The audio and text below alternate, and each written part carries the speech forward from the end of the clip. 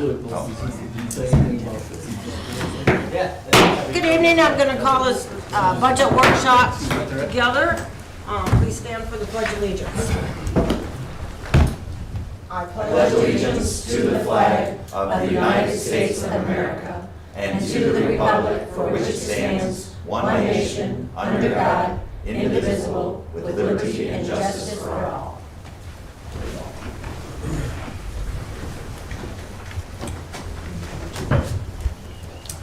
And so at this time, I'm going to ask if there's any public comments. Please make your public comment if you'd like. And I see no hands up.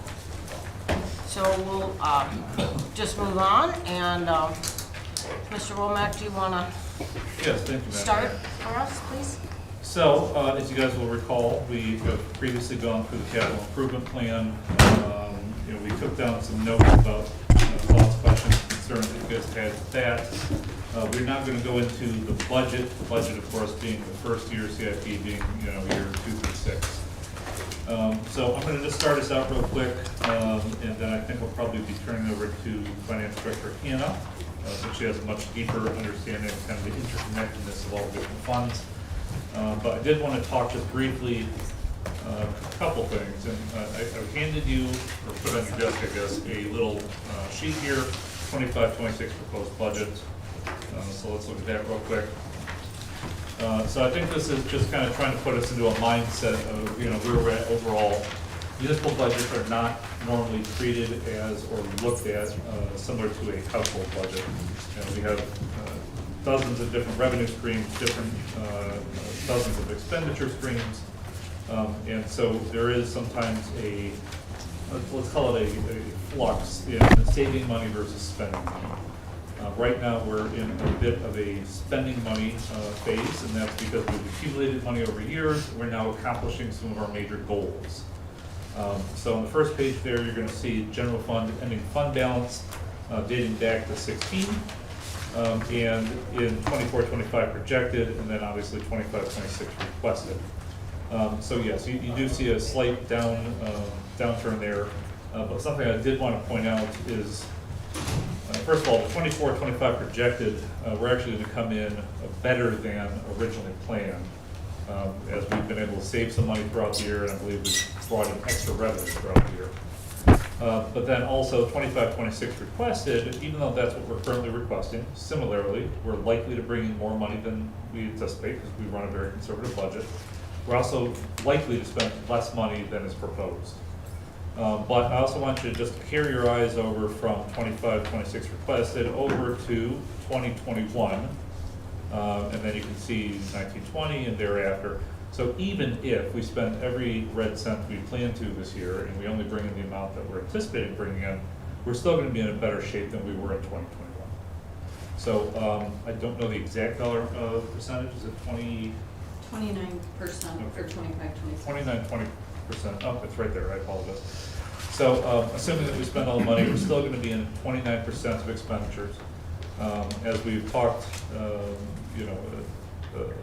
previously, we were talking about adopting a minimum fund balance policy. Smaller communities tend to have about 20% on hand, and the larger you go, the smaller it is. I suspect at this point I'll probably be proposing a 15% policy, and you can see that we're still nearly double that. So I'm very comfortable with where we're at, even though we are proposing a deficit expenditure. The next page here, the 10-year history. You can see the revenue, expenditure, and ending fund balance lines. So it tells a similar story. We're not spending massively. We're not so outside the bounds. You see revenues and expenditures tend to kind of cross each other's paths over the years. So again, I'm still very comfortable with the budget that's being proposed. I'm sure that Director Hannah will tell you the same thing. And then again, ending fund balance, you see that it's a little bit of downward turn, but still okay and healthy. And then the last page, we love this graphic, the dollar bill. So I think you've seen this previously as part of the property taxes. The city, takes in all the property taxes for the county, the schools, everybody, and then we disperse those dollar amounts to other communities. So there is I think, a misunderstanding sometimes that when citizens pay their taxes, that somehow the city obtains all that money, which in reality, we only take about 30% of it. Yeah, so we only take about 30% of that. This is a different one. This is showing you the breakdown of the money we bring in, here's how we spend it. So again, I understand that sometimes some things are seen as a little frivolous or we're spending too much money on them. In particular, the park system. The city has a very healthy respect for and healthy investment in its park system, which I think the citizens enjoy. You'll see over the right-hand side, we spend about 6.1 cents of every dollar on the park system. Police are 42%, DPW 14.4%. So I think this gives you a good visual understanding of kind of where your tax dollars go when you pay them. And with that, I will just go through one fund. I'd like to start at the building department fund, page 124 in your budget book.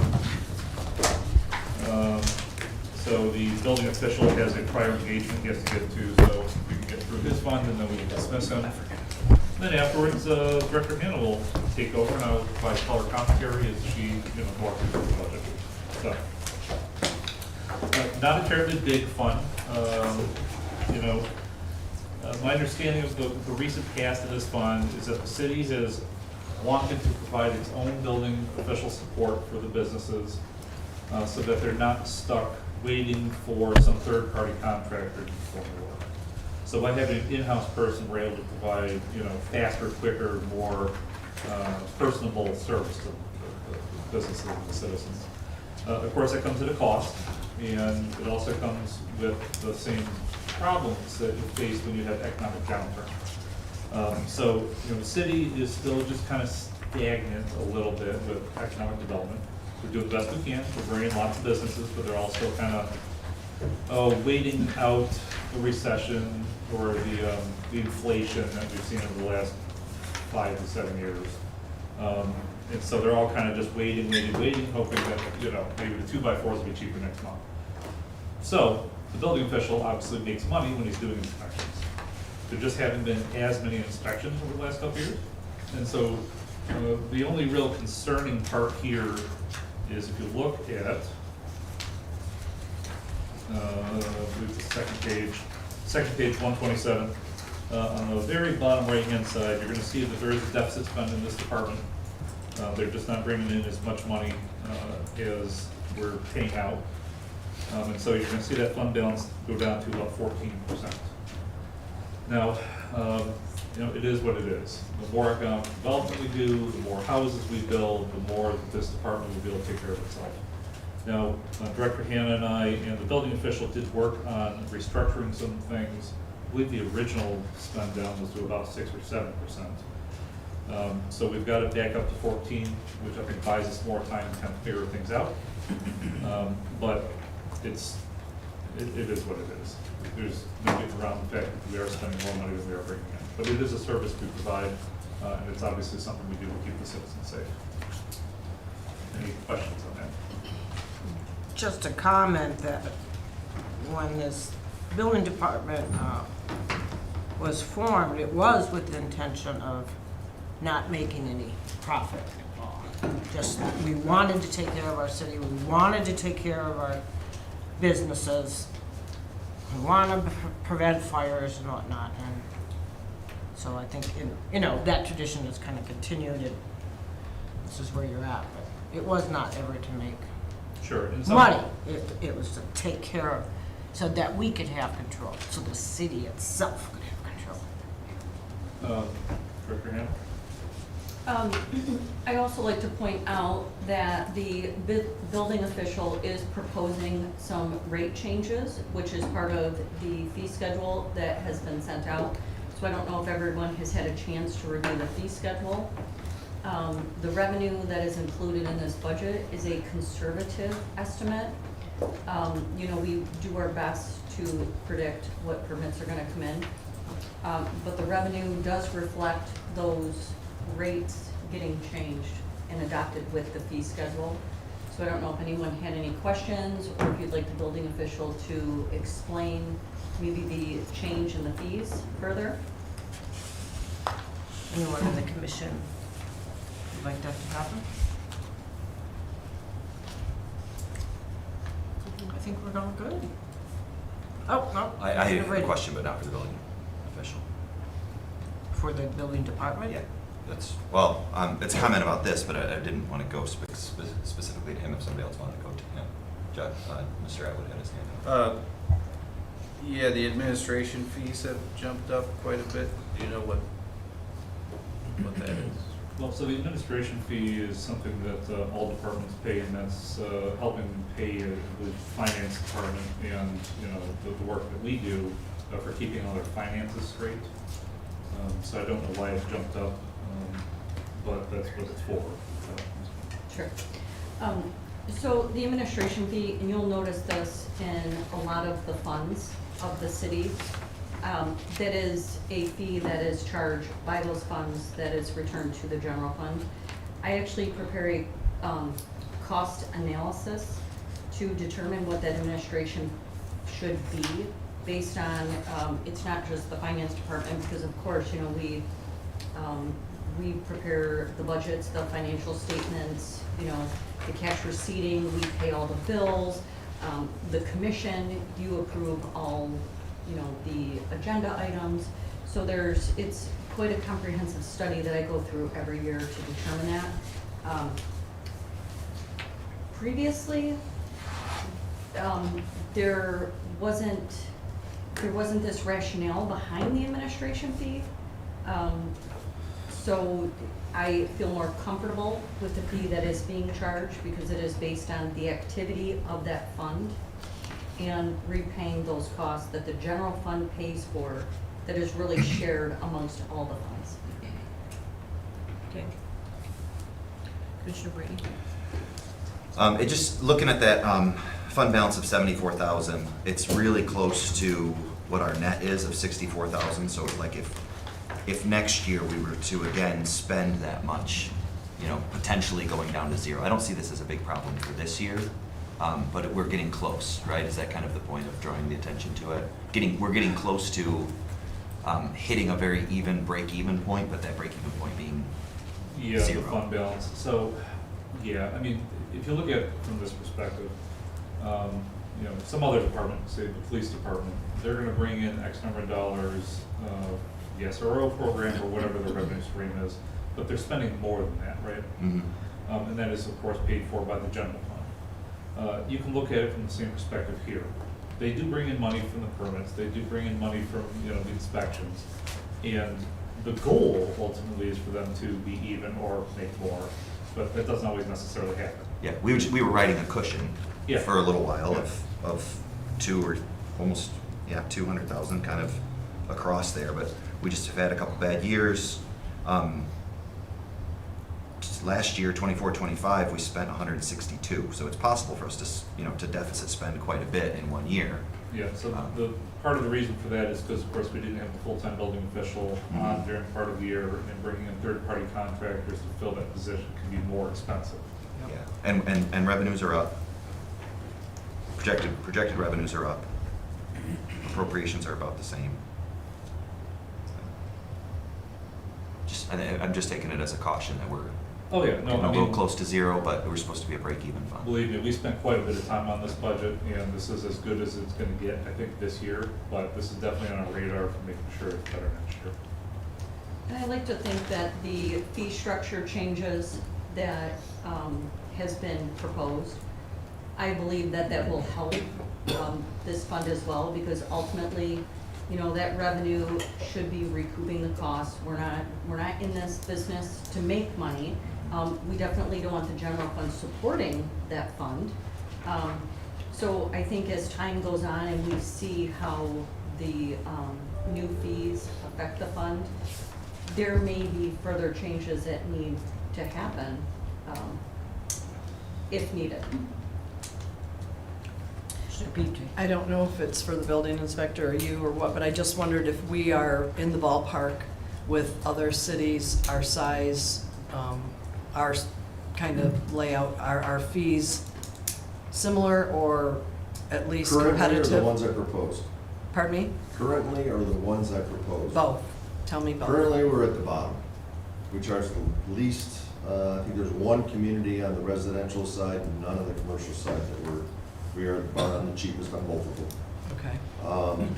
And I do have 12 comps on the commercial side and I believe 9 comps on the residential side. Okay. I do have a chart that you could look at if you want.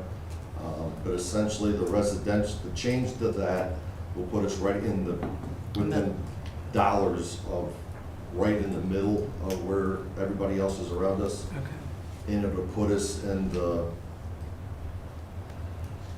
probably 40 percentile range.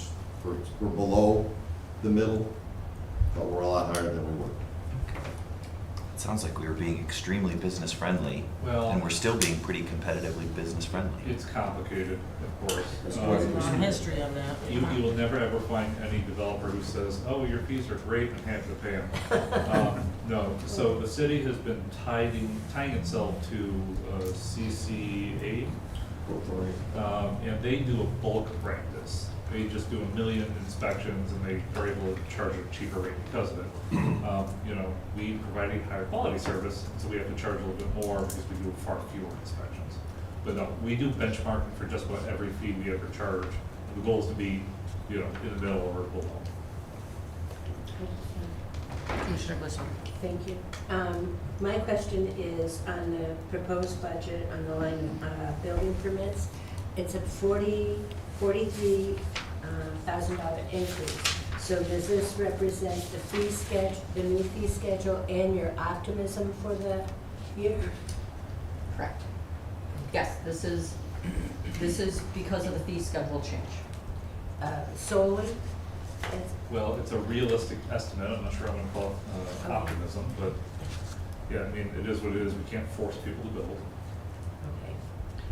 One more question, I don't know if it would be for you or, so the people that are currently in the middle, like Popeyes and some of the other that are currently building, would they be locked into the old fee schedule since they started with the old fee schedule, or will they know that they're gonna be?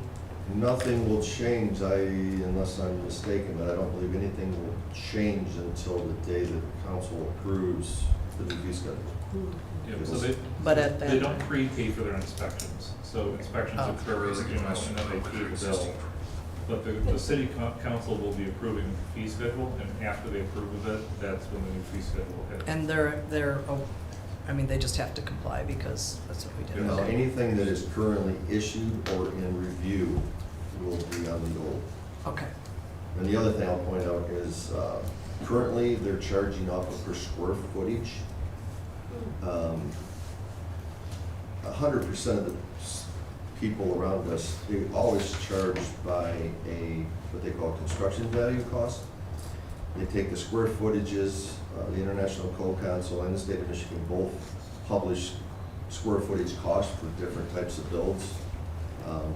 So we're gonna go to a construction value multiplier, essentially.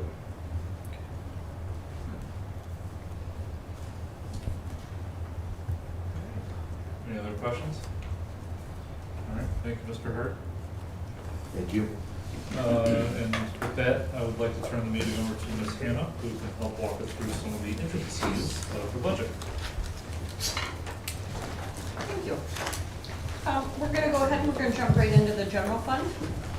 Unless there's anything else that needs to be addressed first, we'll just jump in. Madam Mayor, Commissioner Brady. fun and privilege, can we get the air conditioner turned on? It is turned on. This is all we got, huh? You want the window, but then it'd be loud. You guys are trying to get me out of here. I understand the ploy. It's an old trick. You gotta just heat it up so you guys don't. I actually thought about bringing in my coat, just in case it was cold. You- It's probably at least partially warm because I had my office window open. Oh, okay. It's warm outside. All right, then I'll deal with that. Okay, in your budget books, let's start with page 29, the general fund revenue.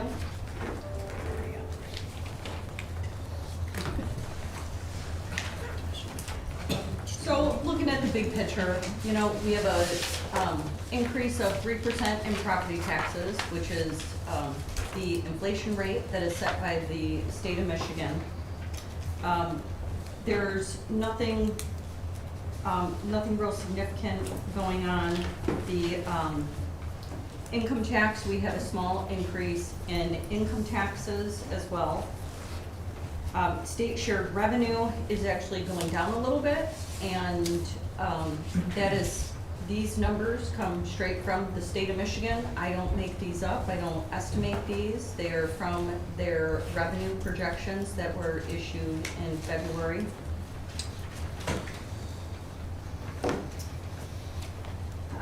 In the current fiscal year 24-25, Ramona did a great job applying for all kinds of grants. So the election department had some additional revenue in the current fiscal year that we would not expect to receive next year. Moving right through the police and the fire department, the police will continue to bring in, several $100,000s of revenue related to the school resource officers. The city receives a contribution from Lapeer County for $110,000, and then the remainder of those officers are paid by the schools. So that brings in nearly $200,000 for that department. The fire department, as we talked about in the last meeting, we currently have contracts in place for fire runs, and those contracts come into the general fund to support the fire services. Reimbursements in the housing department, you may have noticed there's a significant increase there. The housing department is requesting a new position that is being primarily funded through L&I. So that reimbursement includes $100,000 to help fund that position, which covers nearly 100% of it. So you'll see an increase there. This was asked earlier, the contribution. They're on the bottom of page 31, contributions from TIFA 1, 2, 3. The city charges a 15% administration fee to those component units, and that administration fee helps cover the costs of collecting all of their property taxes, dispersing their property taxes, as well as I assist with preparing their budgets. I prepare all of their financial statements. The commission as well adopts their budget and all the work that city staff does for those units. So that's what that fee covers. And so in total for 25-26, we're projecting $11.7 million in revenue. Again, conservative estimate. We don't have a crystal ball. We hope that we'll do better. But that's really right in line with where we've been. And again, we know that we don't have the grant revenue that we had in the current fiscal year, so I do expect to see next year's revenue a little bit lower. Interest rates, we've done really well on our interest earnings the past couple of years. The last 3 quarters, the rates have consistently gone down. I don't see that changing much over the next year. So were there any questions on the revenue that I could help answer?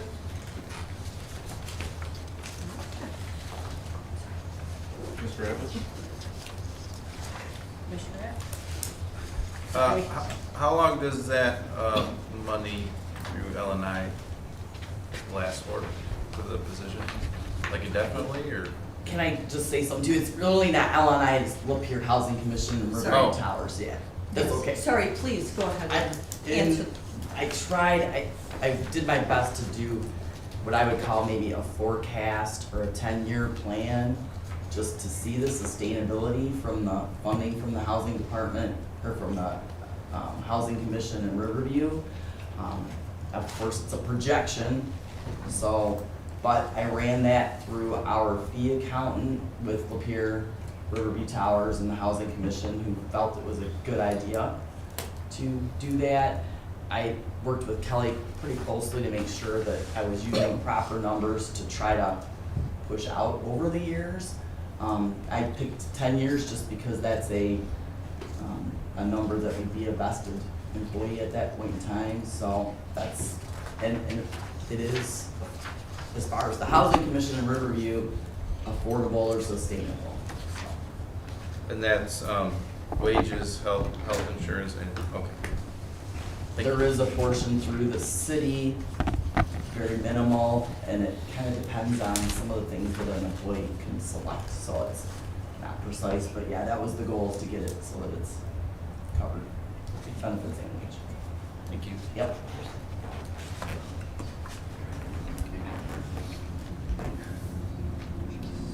Any other questions before moving on? Okay.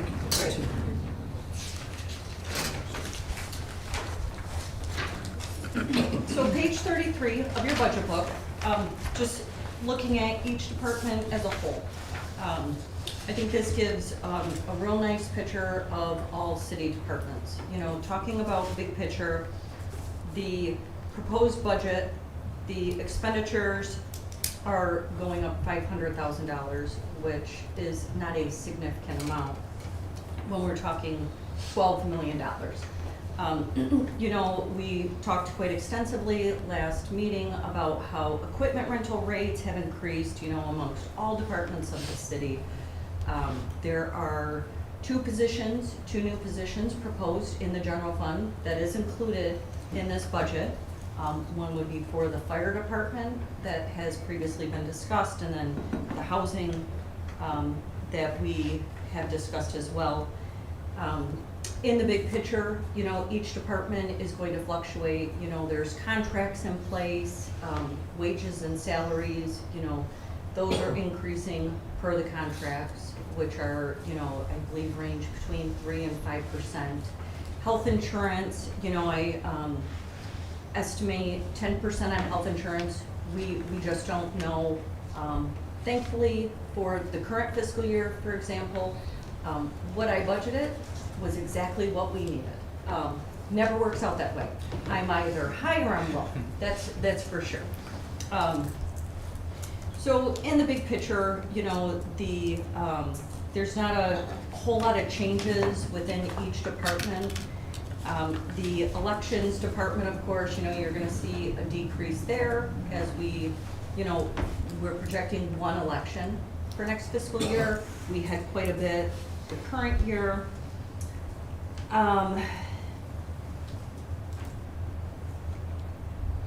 Yeah, our transfers out, that is decreasing slightly, which is, you know, because of the Parks Department. In the current fiscal year, the contribution to the Parks Fund was much higher, and it's been reduced for 25-26, which we believe is completely sustainable for 25-26 for that fund.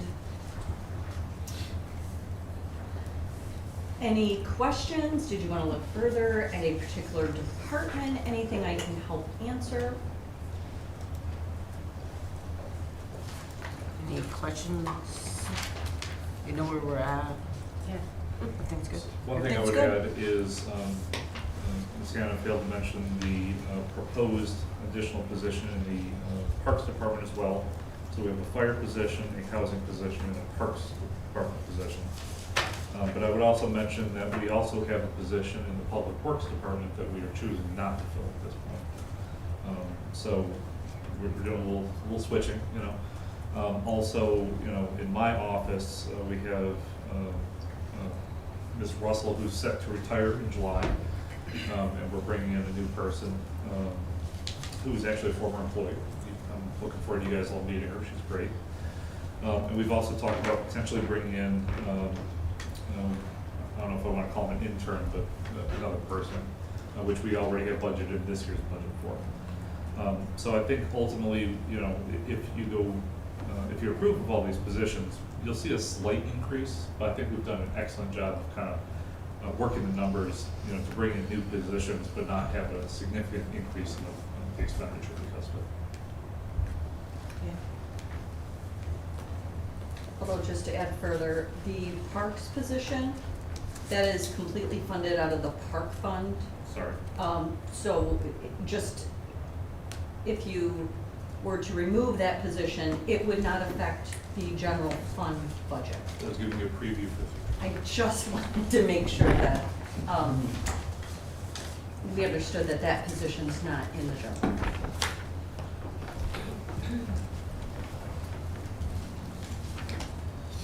How's our funding for the retirement doing? So the budget includes retirees that are eligible for retiree health care. That is all factored into the budget. So there are some positions that are eligible for retirement that, you know, we don't have firm commitments that the employee is going to retire. However, I have included those costs, some of those costs in 25-26, so that the city's not in a position of, oh, someone that is eligible to retire retired and now we need to look for additional funds. So the 25-26 budget does include the possibility of a couple employees retiring that's eligible. Commissioner Brady. First, a comment, that's excellent future planning. Thank you for doing that. My question's about the city attorney. Obviously, we're ballparking where we're gonna need to be with the city attorney debate, depending on what we spent before and what we might spend again, but it looks like we're doing pretty good so far this year compared to what we had expected. And so then is 85 just like middle ground? It's our best guess Yeah. at this time. Okay. You know, it's higher than what it's been trending. But again, we can't predict. Yeah, yeah, And of course, we do make decisions about how much to utilize the city attorney's office based upon budget. And sometimes there are decisions that you don't have a choice in. right. But yeah, that's our best guess based upon our projected from this year. And in the event that we needed more, we have fund balance that we can cover, and in the event that we need him less, that just helps. Yeah, plus Right. obviously we have insurance that helps pay for attorney fees as well, outside of the city attorney's office. Okay. Commissioner Glisson. Thank you, Madam Mayor. Obviously, you're very comfortable with what you've given us, and I would like to know about the percent of the fund balance at 29%, why you're comfortable with that when it's quite a bit lower than the other years. Well, I believe that the city over the last several years has accumulated quite a bit of fund balance. As I mentioned before, I have a draft fund balance policy that I have already given to Manager Womack several months ago. My proposed fund balance policy is that the city maintains a ending fund balance somewhere between 15 and 30%. Which is recommended by the Government Finance Officers Association. You know, when I was putting together this policy, I did a lot of research, other communities, as well as, you know, I was a previous finance director, and that seems to be the norm, is 15 to 30%. I've never seen a 30%. Most communities I see are 20%. But like I said, the larger the population you get, the bigger budget you get, the lower that number can be. Because obviously 5% of a $1 billion budget is going to be quite a bit of money. But you know, really what that is two things. You're saving money for big spends, grant matches, that type of thing. But it's also your absolute emergency reserve. You know, if you have to significantly reduce costs. Now, the chances of us being in a position where we have absolutely no money coming in is infinitesimally small. That would be nuclear annihilation, zombies are eating people in the street type situation. So I'm also very comfortable with 29%. My recommendation, as I said before, is probably 15%.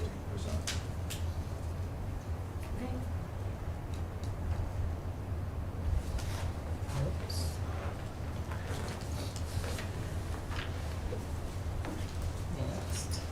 Any other questions? I'll move right on to, I'm really not gonna go with the cemetery trust fund unless someone had questions. There's really not anything going on there. That fund collects a portion of the cemetery fees, and that is meant for someday to be applied toward perpetual care. So there's no expenses in there. It's a fund that just collects a portion of the cemetery plots that are sold. So the major street fund, looking at page 86, the bottom, we talked about this for the capital improvement plan for next year. Page 87, the major street fund is, plans on doing the Genesee Street Bridge, which is covered nearly 100% by a grant. Reconstruction of Park Street, that is moved out to 26-27, so it's not even included in this budget, although there's some engineering, because you do have to, if you're gonna do a street project, you have to plan that ahead of time and make sure that there's engineering in there. The budget includes a mill and overlay of Nepasing from M24 to Mason Street. And the street department, of course, plans to continue with the winter maintenance, tree maintenance, the routine maintenance that they've been doing for many years, and they do a great job at it.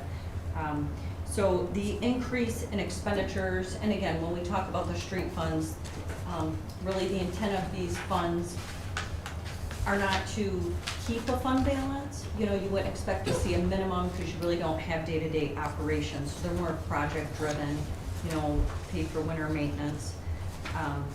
This fund is projecting to use fund balance of $352,000.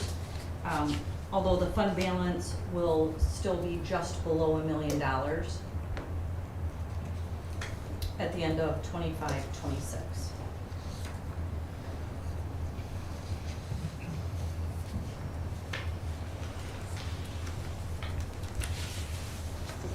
Questions on major streets?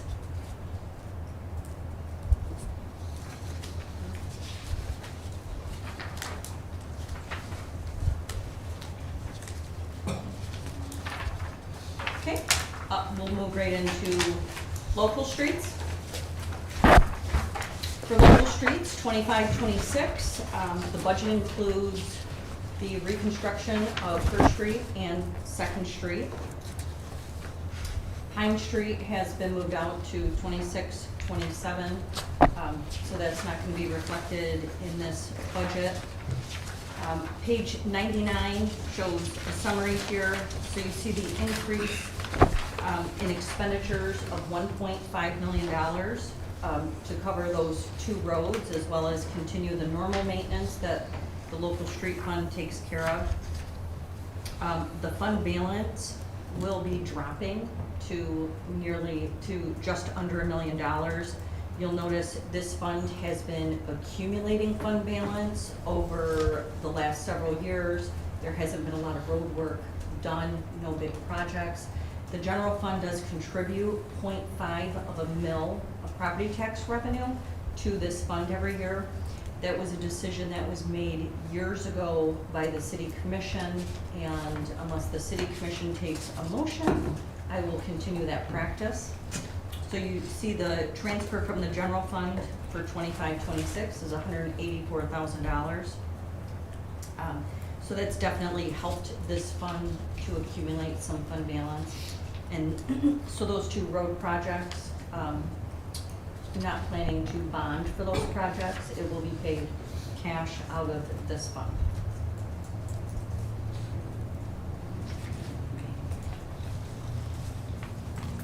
Questions?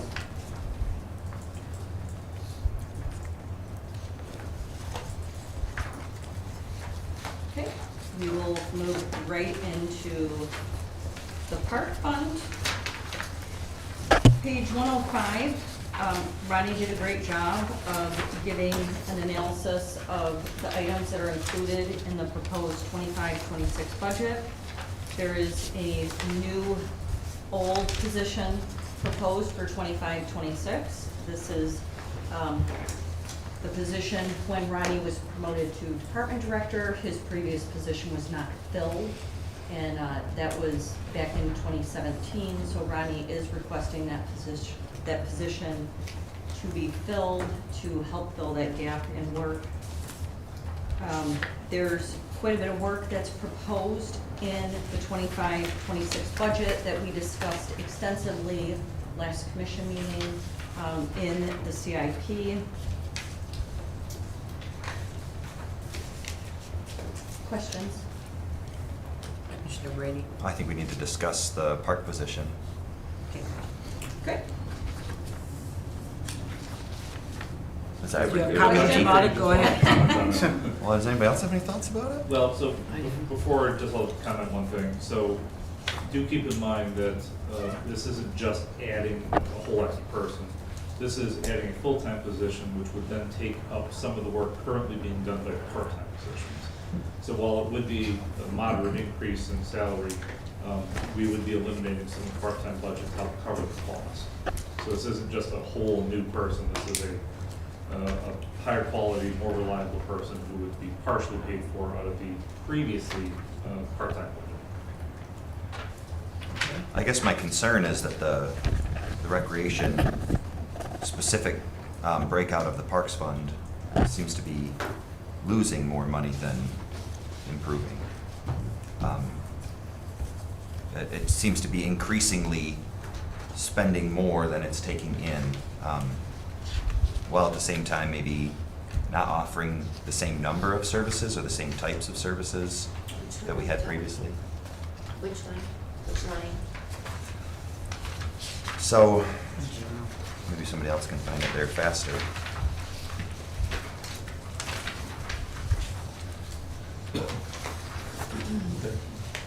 Recreation, specifically, okay, so you got recreation revenues on page 107. I think page 113 would probably be a great place to start, because that shows just Show both. the recreation activity.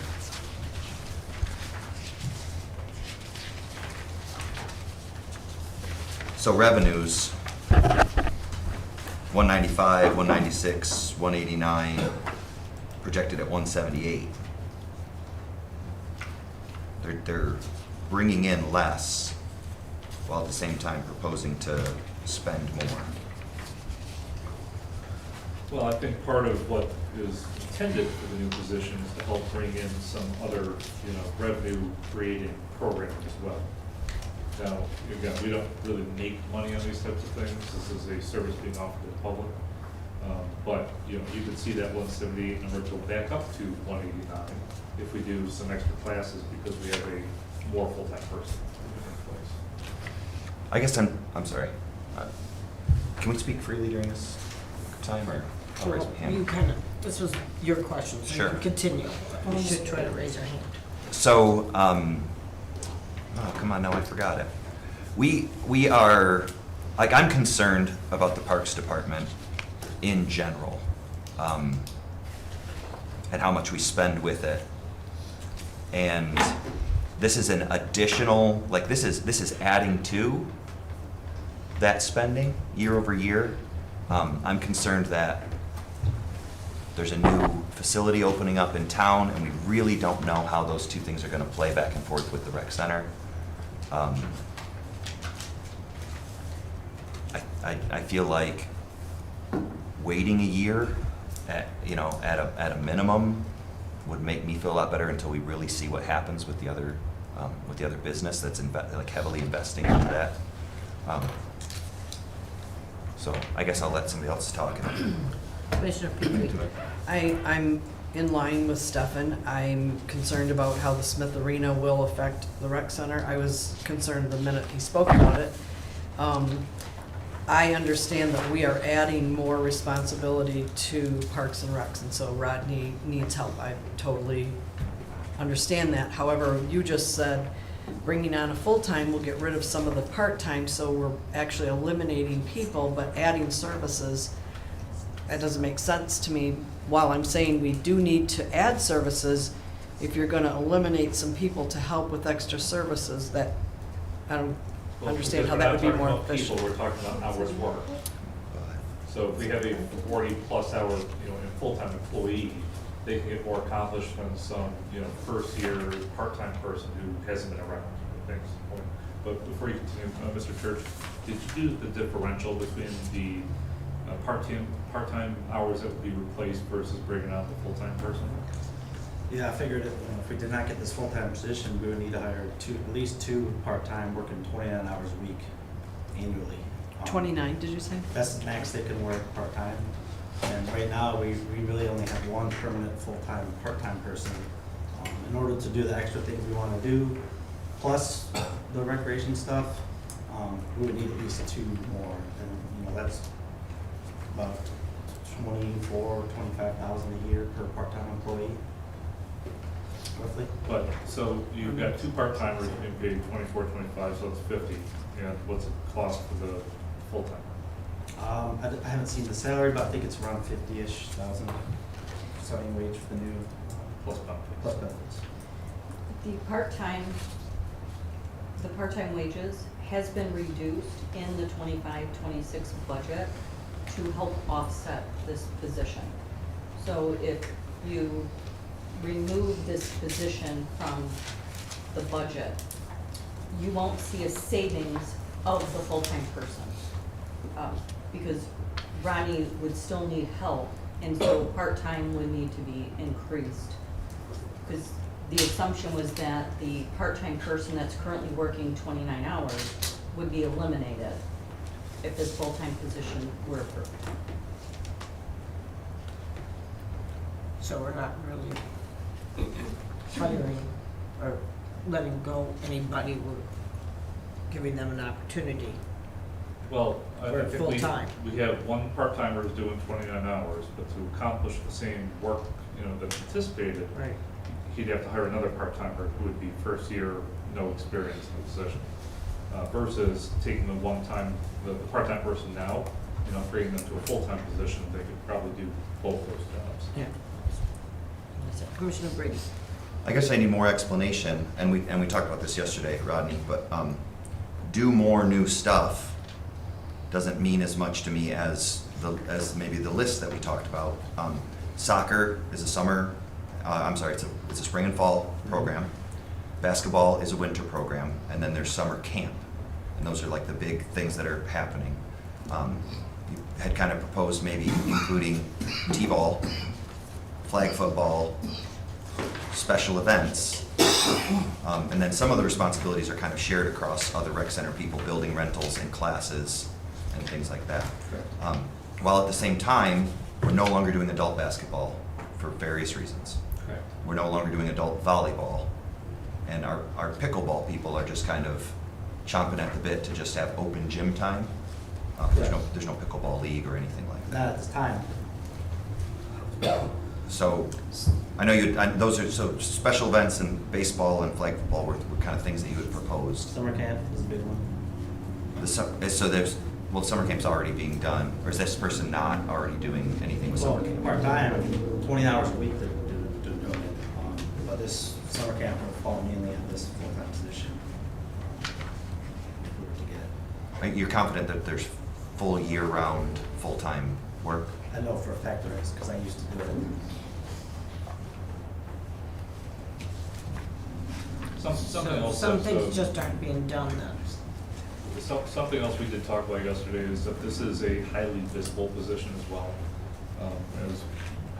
Every time I hang out with Mr. Church, everybody knows him because he was the main guy for how many years? About 9 years. Yeah, you're out there with everybody's kids, you're interacting with the adults, and we feel comfortable having a more full-time, more longevity person in this position versus, some college kid who, comes home, does it for a couple of weeks, and goes to college. So it's the visibility and the maturity that we want out of this position as well. Commissioner Brady. I guess I'm looking at this more as like a Fund 208 total picture where we have 20 parks that all need to be mowed and maintained. We have this fantastic, expensive rec center that we need to continue to maintain, and it's getting older, and it's gonna need all these things. And we have this recreation department that, when I look at it, it's doing pretty much exactly what I want it to do. There's a few other things that are in that fund, but, you know, now we're including bike trails and expansion, all that, and it's, to me, it's just like, we're just throwing food to the bear, and I love the bear, but at some point, you kind of have to say, wait a minute, we're spending in the deficit, the Parks Department specifically, I don't know exactly what the number is, I'm sure it's right here, $830,000. Now, there's water slides, there's money from Tifa, there's a lot to that.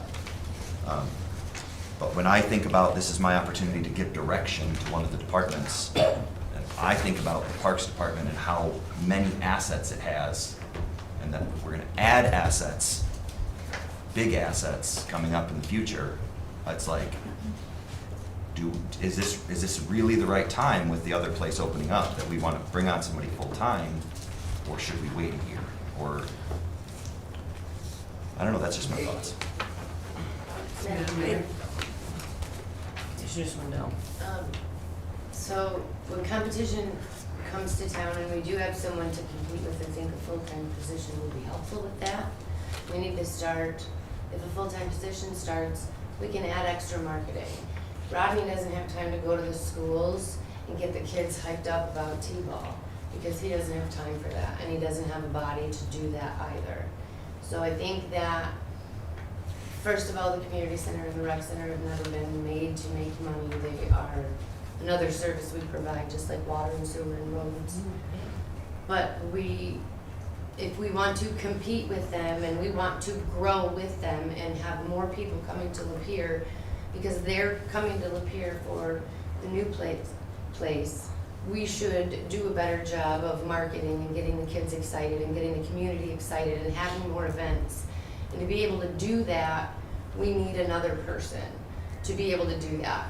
Rodney spends a lot of time grant writing and helping bring a lot of money to our community. He worked closely with the dog park. He works closely with all of them since the tennis courts and the soccer fields and the Kiwanis Park coming. And we ask a lot of him, and some of these things that need to be done, like marketing and showing off our parks to other places, need to be done in someone that's full-time, and that's what their job is to help that part that does bring revenue. I think is a good idea with the competition that is coming to town. Attract them first, Commissioner Brady.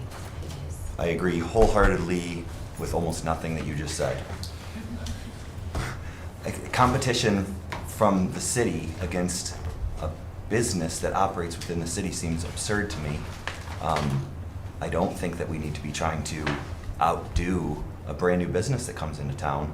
The likelihood that, I listened politely while you were speaking, the likelihood that we can, we're probably not going to compete directly with that place.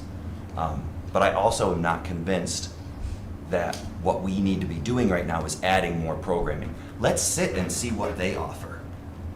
And a year, I'm just suggesting a year and bring it back to us in a year. I'm sure the person that you're working with has been doing it for a great job and for a long time. This is absolutely not against her at all. Hopefully she's willing to stay on with us again. Hopefully we don't lose her to somewhere else. That's the only thing I'm worried about, is that we lose a great person because we can't offer her this full-time position. It's a dollars and cents kind of thing, but that's why there's 5 people that get to vote on it. So this is one of the items that we have prepared for a vote at the end of the discussion. What's the difference in dollars? We're taking a part-time person, moving to a full-time. What's approximate?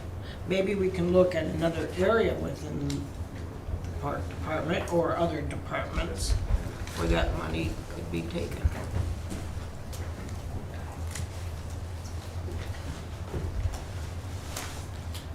Well, I mean, Mr. Church indicated, Probably about 25,000. Mr. Church We're talking indicated that the $25,000. wages themselves would be about the same, but we're talking about the benefits that, comes with health insurance. So you're looking at probably $20,000 to $25,000 increase. Okay. Commissioner Wilson. Thank you. I have a question. In some of the departments, they show overtime hours. Do you have people who work overtime hours, and is that, how many people do you have in your department? We have 6 full-time employees right now. Nobody gets paid overtime. Okay. How many part-time do you have, Rodney? It's a tricky question because we have a lot of lifeguards that don't always work. I would say 80 to 90 on the high end, low end 60. It fluctuates quite a bit, especially at the rec center. And depending upon the time of year, I Correct. suppose. I just have one more question. So out of the 80 or 90, you can't convince somebody that's been there a while to come on to this, come alongside your part-timer that you want full-time for a year. 1 or 2 of your people that have been there for a while, just till we see what's gonna happen with Smith Arena, to float you. I don't want you to be short-staffed Yeah. either. I know, my kids work there, I know the responsibility that people have, I know how busy it can get. I just am very concerned about Smith Arena and what it's going to do. So, let me address that one real quick. So a significant number of the people that we're talking about are front desk clerks, people who do lifeguard services. The position that we're talking about potentially turning into full-time is a much higher level administrative type position. And I would think if we attempted to do that, bring a part-timer on to help the other part-timer, they're gonna spend a year teaching that person, not actually getting a benefit from that person. So there are some very legitimate concerns, and that's why we already put it on the list to be voted on. But this is one of the ones that affects us as well. There's certainly benefits to be had. There's also certainly concerns about this. And I just don't want to get bogged down in this when we can vote on it later. So with that, I'm just gonna move on.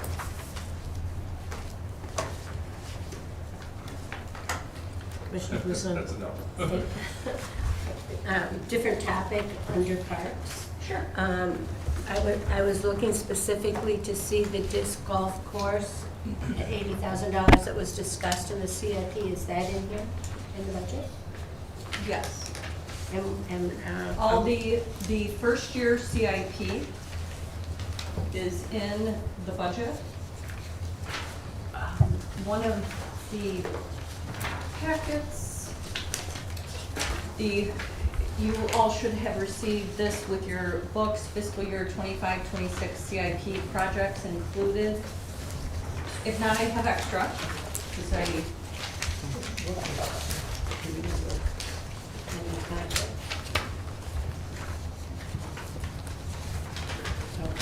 this would have been handed out with the budget. I only have 3 copies. I have. okay, I found it. You found it? Mhm. Okay. Oh, do the trail.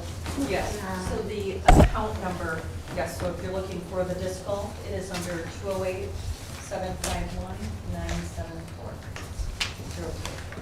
I see, 80,000, okay. Madam Mayor, may I address that, please? Yes.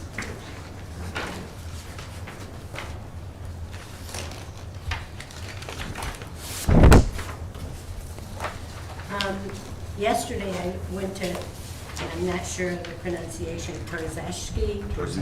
Torzewski. Okay. County Park and explored the disc golf course there. I spoke with several players who were exceptionally kind, talkative, and very eager to share their expertise on disc golf. This is my takeaway from our conversations. They, all adult men, are avid players and play on many different courses throughout the state. They said one of the benefits to them is to be outside and enjoy nature. They absolutely love the disc golf course there. They think it is one of the best they have played in Michigan. And that golf course has a score of 4.2 out of 5. The gentlemen were all quite knowledgeable on disc golf courses and shared data on them with me. The Michigan disc golf data is as follows. Michigan is ranked as the second best disc golf state after Texas in the United States. Michigan has 528 courses. Among these are 293 courses which have 18 or more holes. Michigan is also home to 399 leagues and 131 stores that sell disc golf gear. These statistics are obviously subject to change as new ones pop up. They particularly like the courses at Davison and Holly. They all thought that the Lapeer City disc golf course was good for practice only, beginners, and children. They thought it did not compare to Torzeski's Park's course and others that they play in Michigan. Their opinion of the course was not particularly good. Lapeer's score is 3.9 out of 5. Note that most courses in Michigan have a fee or a pay-to-play. One of the gentlemen is also a disc artist. He mentioned that there is a good market for used disc because people buy them and find that the disc is not suitable for them. They often return them to the store for resale when they purchase new ones. He was proud to show his artistic disc. Presumably, there is a market for unique discs just as there are for the skateboards and skateboarding. Note, the City of Rochester has an art show every year with embellished decorated skateboards.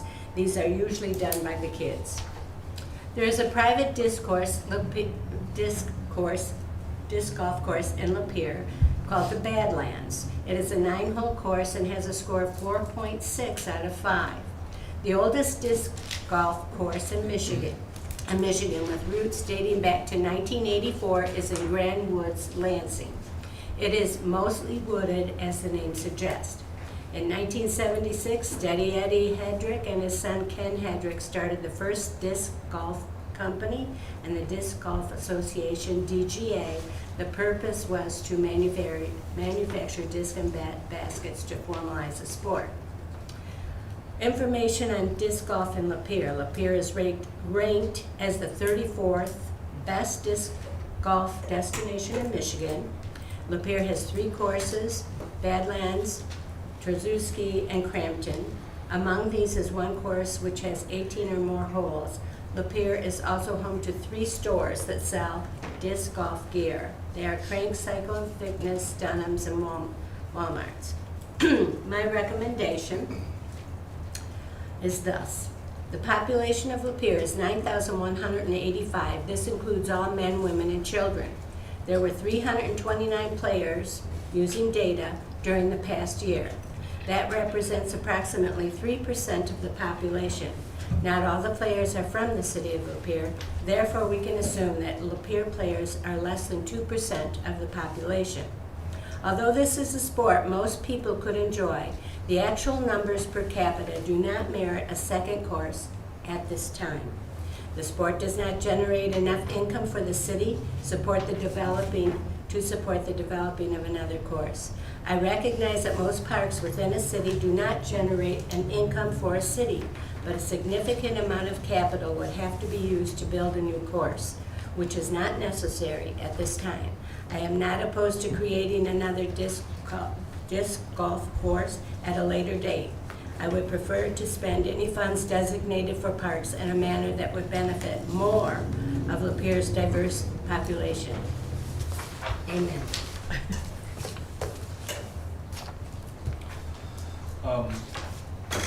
So Ms. Clissman, we put disc golf down, I guess, as an item to be voted on, but in that long soliloquy there, you know, you could apply that same logic to all numbers of things, including the Crampton pickleball courts that are being proposed at nearly 4 times the price of the disc golf course. Would you like us to also put the Crampton pickleball courts on the chopping block? No, but I'd really like to see all the data and how many people are participating on a daily basis. Okay, so now we're willing to spend money on the Crampton Park, 4 times the amount of money on Crampton Park without knowing how many people are going to use it? I would say that there's probably more diverse people going to be using it. Okay, So another issue is that the money that's being used for the disc golf course has been reserved by the city commission for that specific use. I understand. Okay? I'm just saying, hold off on it. What would make your determination for the future that it's an appropriate time to spend more money on disc golf? Commissioner Brady. Having a plan that I could get behind would probably help. We don't seem to agree with each other about where, how, when, or any of that. So just like a lot of things, we've talked about how, you know, you fund it on front on showing that you want to do this, which then tells the staff, hey, put together a plan. Now, you can do it the other way around. Put together a whole plan, but generally we try not to do that if we don't have any idea whether it's gonna get approved or not. So, you know, generally what's happened in the past, and what happened with this most recent one, an outside group puts together the plan and then presents it to the city, and then the city authorizes it. So if it's already funded and reserved, would you guys not want to say to, you know, the staff and the third party, show us your plan, and then you will authorize the spending of the money that you approved as part of the budget process? And with Commissioner all due Glassman. respect, I'm also thinking about the disc course that we have now. It was put together very quickly, and after talking to the gentlemen who have played here, they didn't think that it was particularly well-designed or actually nice at all. So that's why I said, let's put it off, let's put our thinking caps on and do a better job. Commissioner Brady. If I may address you, Ms. Glissman, I don't think that you can put it off and put your thinking caps on at the same time. This is Mr. Womack's point. Well, why wouldn't you want to have some time to think about it? Well, I'm sorry, I'm not quite sure what you mean by think about it. You have to go beyond thinking about it. If the money is there, we could say, okay, Digging. come up with a plan. If the money is there, and the money is already there. Is there any recourse to redirect that money? I don't know that answer.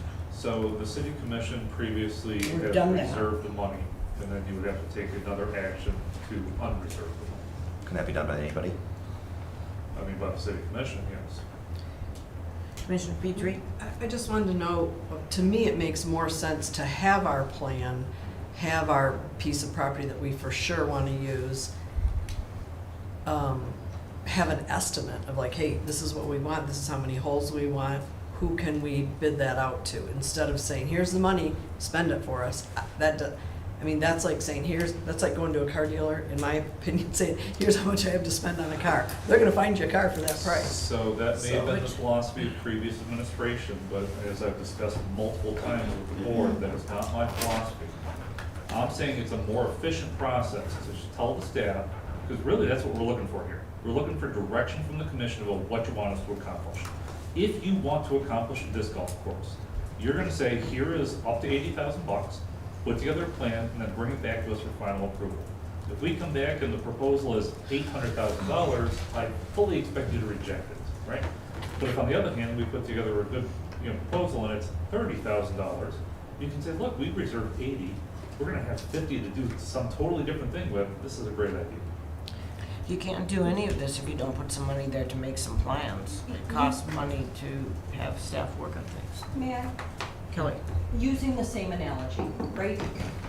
Before you go out and start car shopping, right? You look at your budget, Right, right? right. You decide ahead of time, you know what?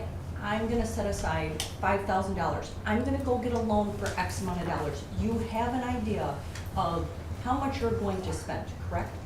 Once you determine you have money, right? You have money set aside, Right. then you go out and you go car shopping.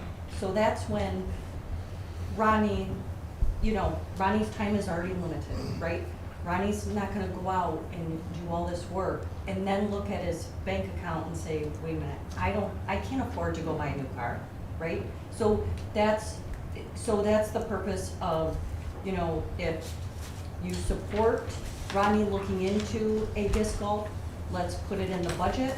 That's not authorizing Ronnie to go spend $80,000. That is just giving Ronnie direction that he needs to come up with a plan that the commission would be comfortable approving. But again, you gotta know that you're going to have the support and the money in the bank. Can I ask you, what was the total cost of the other 11-hole disc golf course? What was the total? 15.5. 15,000. So if that was 15.5 for 11 holes, why 80,000? That just feels like, So, I think originally it was, if I could, I think it was originally reserved at 93. We're asking for 80, and of course, this is again, part of the direction of the commission. We could spend up to 80. We could put together, maybe a better plan than 3.9, as those people indicated. But of course, you never know what's gonna happen. And we come back with estimates for various, nice things you can do with 80,000. I don't anticipate it'll be 80,000. But this, again, goes back to my philosophy of, I bring it to you guys for final approval. And if it's 80,000, you guys very rightfully have the ability to say, well, this is the Cadillac plan, we don't want that, we want the Chevy plan, and then you send us back for more work. I guess I'm wondering who in the community said we need 2 disc golfs on the same street? Actually, it was The the park park board. The part where the community came in, when we were redoing the Okay. park and master plan, they came in and said, this is what we want. The park board then recommended to the city commission. 2 disc golfs on the same street, not Yes. away Not on from the each same other. Correct. street necessarily. Well, I mean, if they're gonna put it where they're proposing, it's on the same street, within walking distance of each other. Technically, the address is Demelto Boulevard, so it's definitely a separate street. Well, I'm saying it's on Johnson. Next window. So, when the park board did that, there were 2 different community presentations. You can go back and look at the minutes if you'd like, from the park board and the commission meetings where they talked about it. And the different presenters that presented, I probably even still have a copy of it somewhere, or could dig one up. The park board decided that, that is how they wanted to do it. They wanted to put a small one in Crampton. It is a small one, it is easy, it is for beginners, it's for the children in our community, it's for people to learn. If you go and it's a That real was the hard one, intent. like Torzewski is a really hard course. Then to gauge the community, how they're gonna use it, who's gonna use it, how many people are gonna use it, are people enjoying that? And then step 2 was to build a championship course. And I think the land is already there for it, I believe. Do you remember? I think we also designated the park that it goes in. And they also presented that to the park board. Perhaps they just need to come and present again the grant plan that the park board and the commission and the staff, why they are doing what they're doing. Perhaps that's what we need to get everyone up to speed, because it was literally planned out. This is where this will go, and we'll start here, and yes, it is an easy course. No, it's not a championship course. And then we can move on further to the other side. It's been walked with a lot of different people, and even some in the city. The reason that it costs so much, there were volunteers that came and helped clear the woods at Crampton. Thousands of volunteer hours, and that's how it was done so quickly as well. The first day, the gentleman didn't even know what to do because we put out the call for volunteers and so many showed up. So, not much to go through. This one is over here and it's just grass over there. The next phase is a harder one. There will be a lot more ground clearing, taking out, a big brush hog back there, and more time and energy and equipment to build a better course.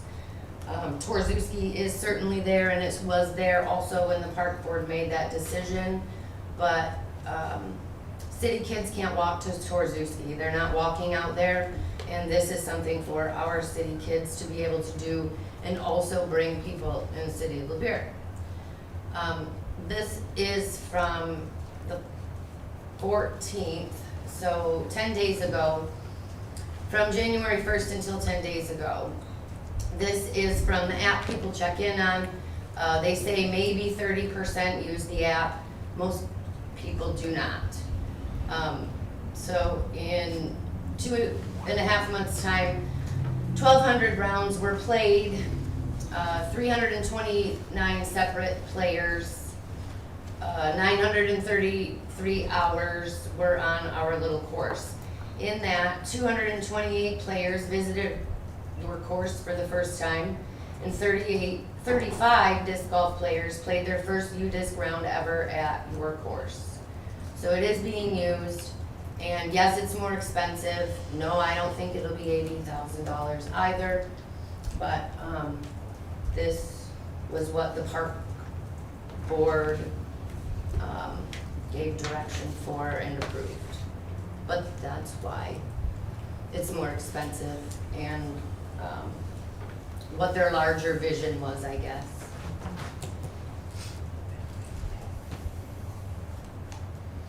Okay. Yeah, just to, I mean, we're kind of hammering on parks here a little bit, I think, but the way We I also look, get it done and over. the way I look at parks is, they're not really designed to, in a roundabout way, make money. They're designed to attract, which in turn helps the local economy. In terms of disc golf, biking or bike trails, walking trails, ecotourism. So collectively in the state of Michigan in 2023, we're talking about a $53.2 billion economic impact in the state of Michigan. That's including that economic activity, jobs, wages, growth, visitors who visit from out of state to come here. So 53.2 billion. And one of those things is disc golf, and we do have 3 or I think 4 businesses who sell disc golf here in Lapeer. Adding another course would help that economy in those stores. It also attracts other players who might be bored with their local one they have or want to travel here. Just like our bike trail attracts people from an hour or 2 hours away. So I don't see the two disc golfs as competing against each other. I see them as, you as younger, you get interested in the sport. You start at Crampton, then you move up to go to Tersuski or the one down the street, which is a little bit harder. So I see them as complementary to each other, not really competing. And so back to the new hire at the Parks and Rec Department, or not new hire, but full-time position. Is there a way to track increase in programming that would help offset the costs of hiring this individual full-time rather than part-time?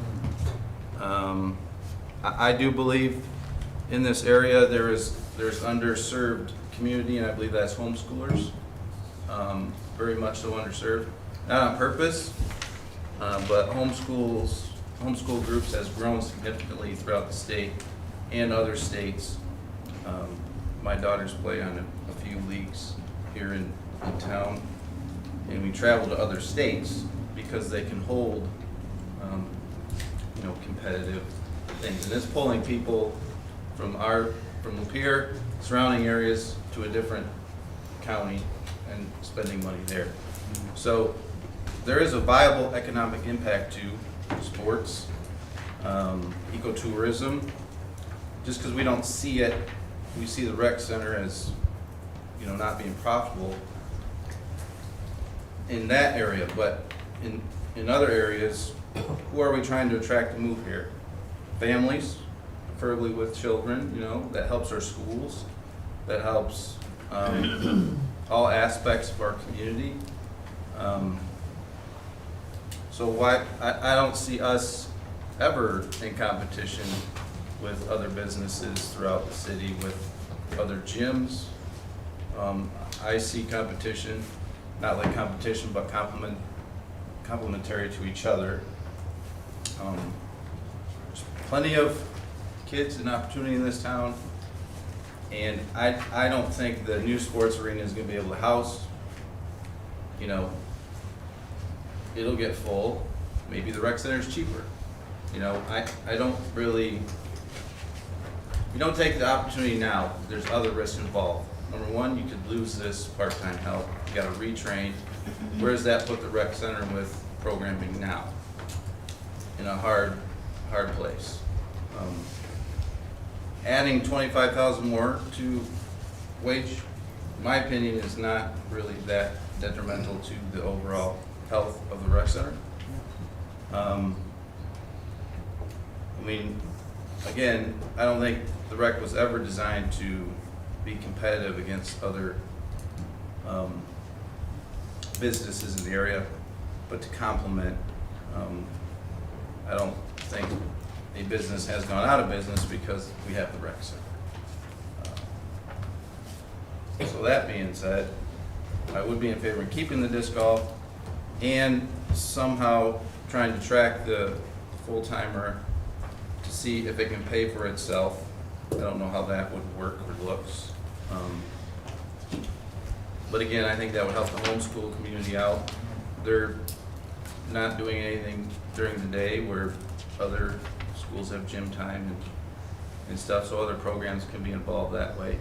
But I see opportunity. So if there's a way to somehow track, you know, increase in that area and see if that is paying for itself, and then we revisit it in a year or 2 years. I think that's the safer route to that. But I don't really, you know, personally, I don't make decision on what other competition is doing, if you look at it like that.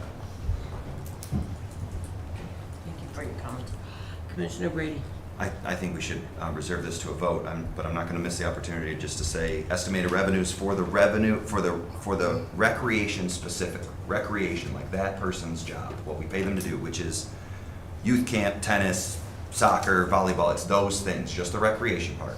They bring in 178,000, they spend 352,000. The soccer coaches are parents. The basketball coaches are parents. This is not swim classes. I'm not even convinced that these are the homeschool classes that are in the rec center. I think that may be separate. It's a lot of administration to do it. Maybe we do need the position. Maybe the 25 is the solution. But like, this is an area that needs attention, not just slide it through because that's all I really wanted to say. We have votes pending at the end of the session for disc golf and for the recreation position. So All sorts of things. Got it. I'm in favor of forward progress. And if I just don't breathe in, I can keep talking, right? So then I'll just have to keep the conversation. Okay, so I'd like to direct our attention to the Tifa Park contribution, Tifa 3. I got some information from Ms. Hannah today, page 117. Contribution from Tifa 3, $494,750. Can you shed some light onto that for us, Ms. Hannah?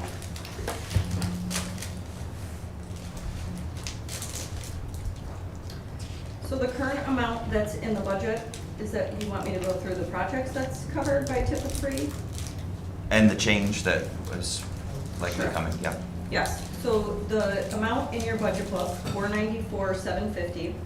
At the last meeting, the TIFA board made a motion to amend their current year 24-25 budget by $100,000 to increase that contribution to the park subsidy and increase their 25-26 budget also by $100,000 as an additional contribution to the park's operating subsidy.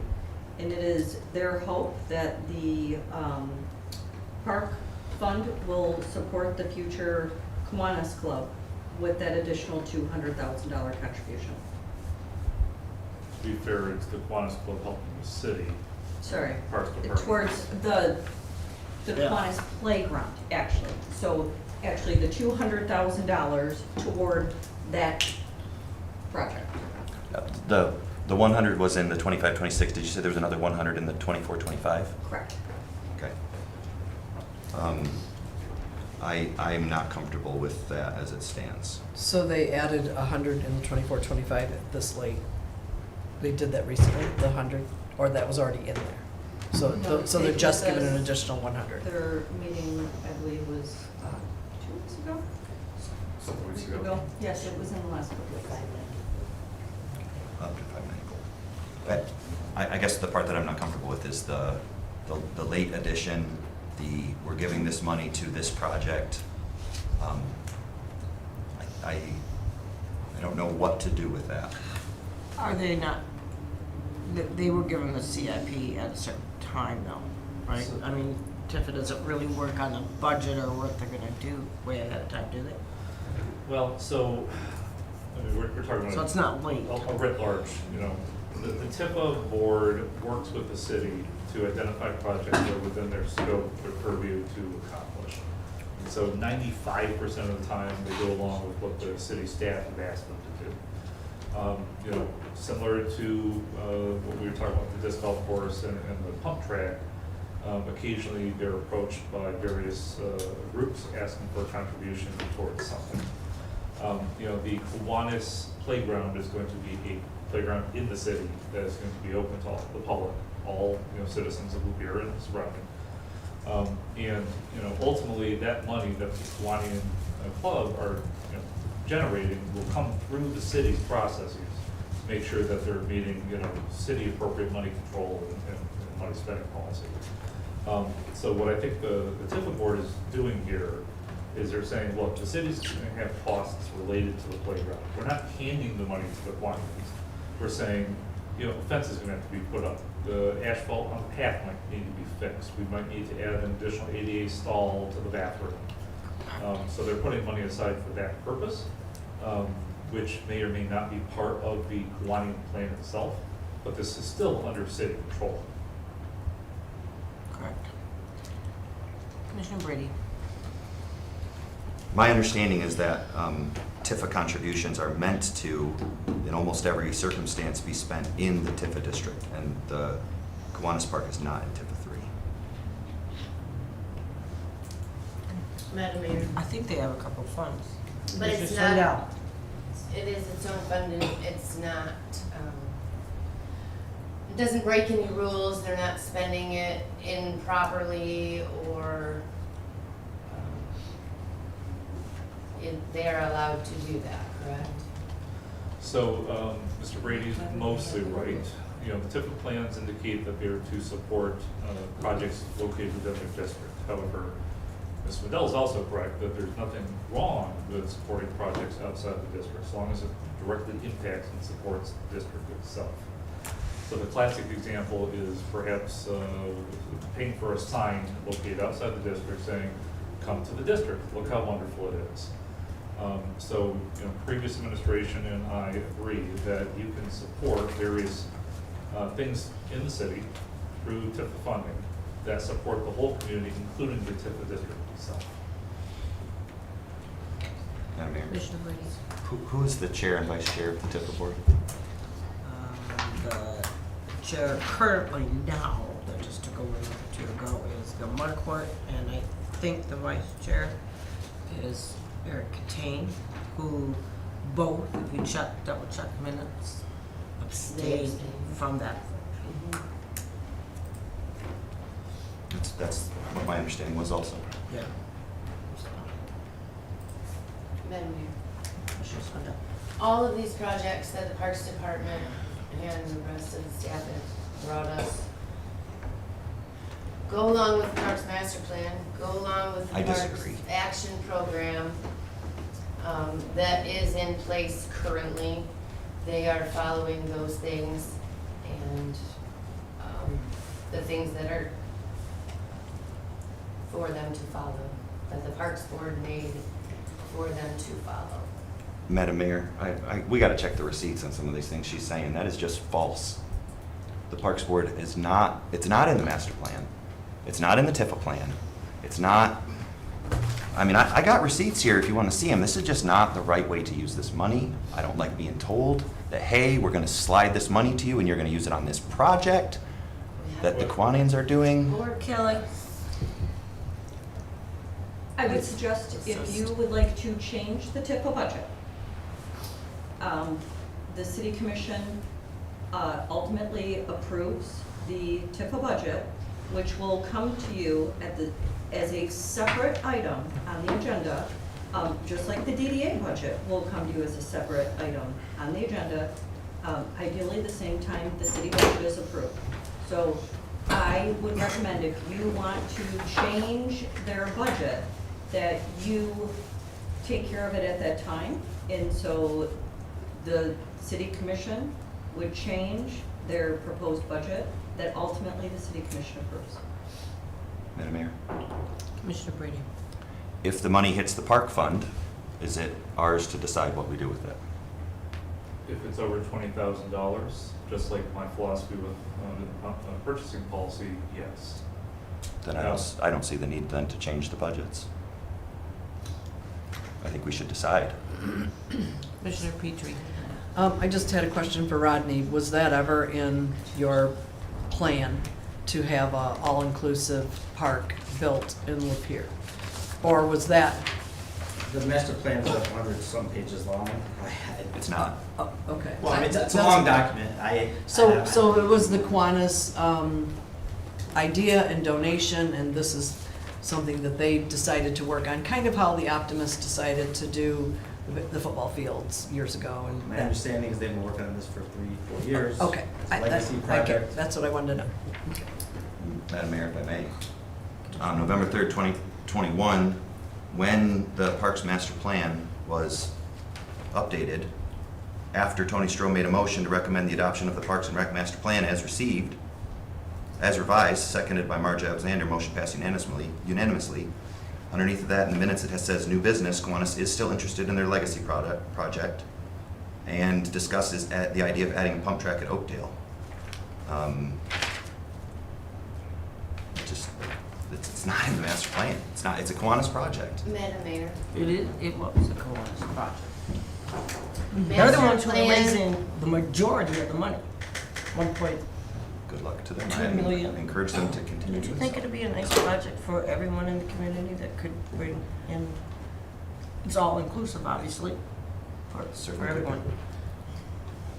We shouldn't be knocking down what somebody else. Master kinda wants to plans do. are not, these are the projects you're gonna do. It's a roadmap, it's a feel, how you want your community to look, how you want it to feel, how you want it to invest. The action program does not say Kiwanis Park, pump track, tennis courts at Crampton, or pickleball courts at Crampton. But Typically does. you know, under its goals and objectives in the Parks Action Program, all of these projects fit into all of those goals and objectives, and they all fit in with the master plan. Master plan isn't project by project. Some of the projects are in here that were underway, but the new projects that have been since these documents were done are, they certainly fit in with those things. Otherwise, the park board would not have referred those projects for us to be done, because it goes along with everything in those parks documents. I think, are we able to vote on this at the end? Yeah, we have this. I wonder if we should move through some more and can come back to that. I'd hate to not have enough time to get through this. The current proposed budget does not include the additional 200,000 from the TIFA, just so that you're aware. The current proposed budget does not include that $200,000. That was his proposal from last. Because this just happened. These books were printed back in March, and this meeting just happened in April. And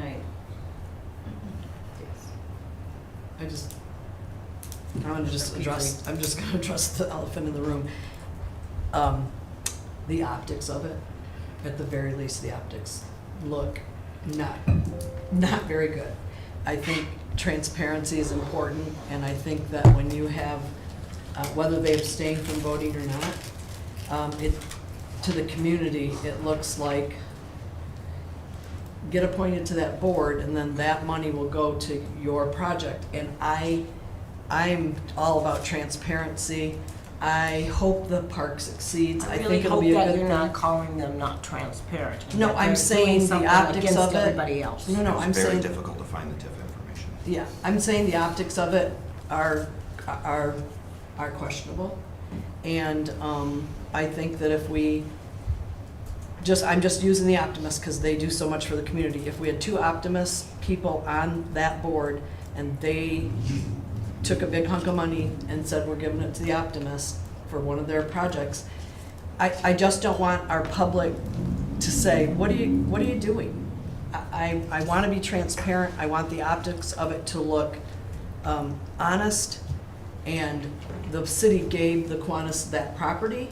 I'm grateful. I think it'll be a great thing, but that was something they wanted to do, and I think that we should encourage the fundraising to keep happening. I just think we have to be very careful about it looking a certain way. I think that we have to be very careful of.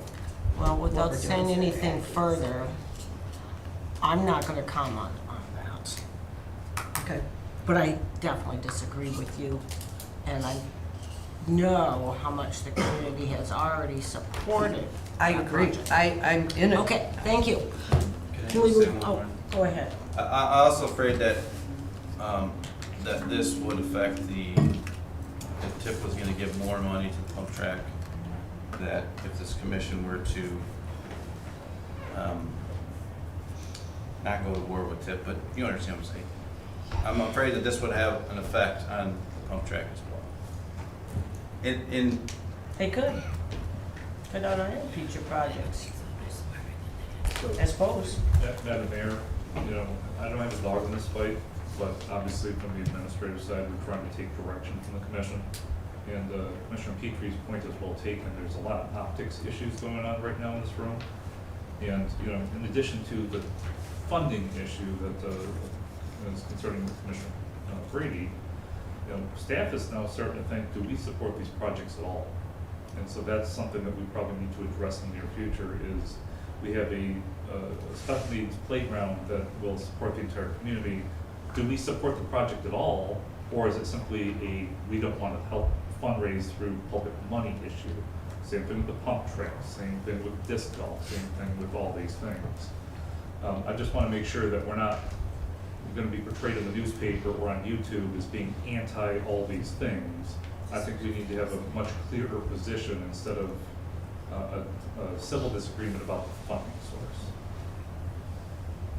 'Cause if I could just add Kelly. that the TIF award, because I was at this meeting, I was also at the same meeting that Mr. McCready came and gave a presentation, which was very similar to what had happened at this recent meeting.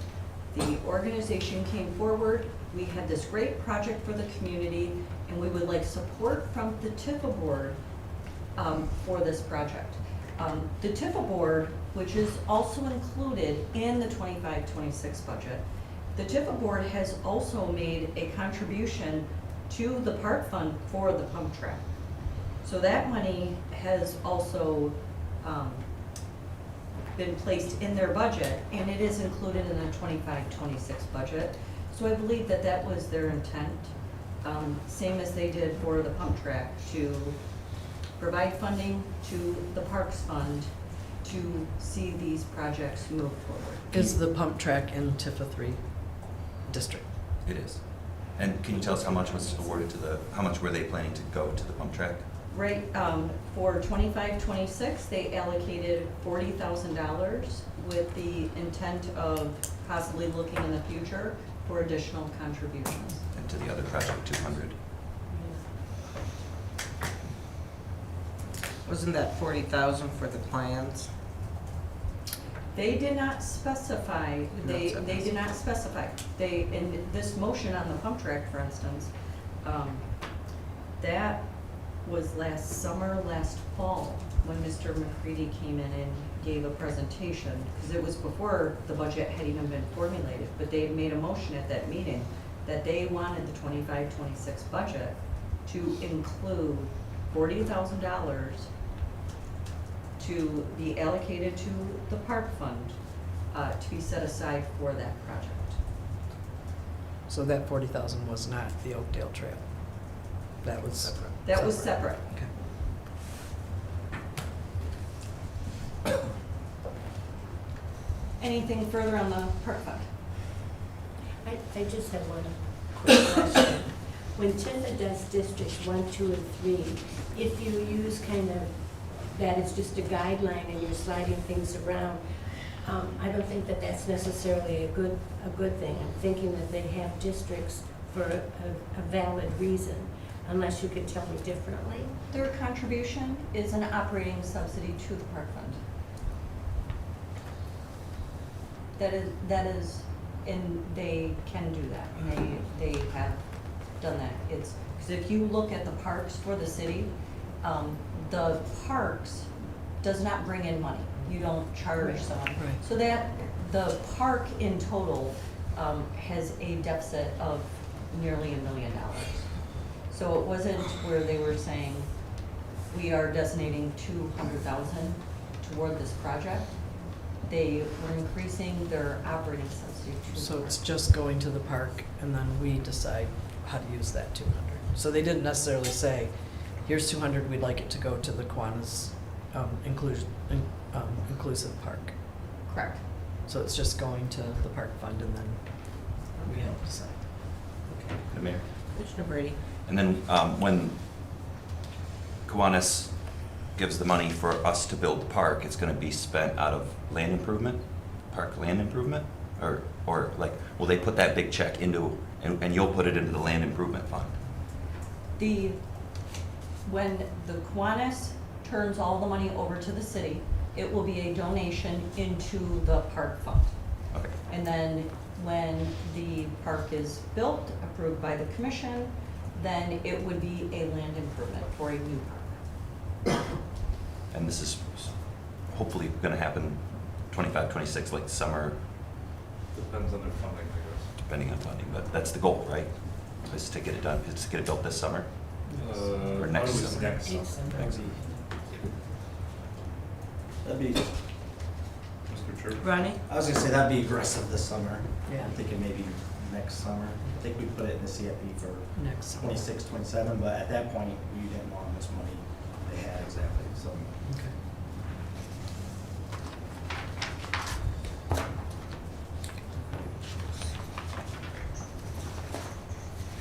The cemetery fund, the general fund does support this fund, as the fees that come in for the cemetery does not entirely support this fund. The general fund contribution has been $100,000. In the previous year, there was an additional contribution, and that was to take care of the roads in the cemetery, and that project has been completed. Ronnie has some additional maintenance that he's spreading out over 3 years, or 5 years, sorry, the tree trimming program, and that has increased the general fund contribution as well to $109,000.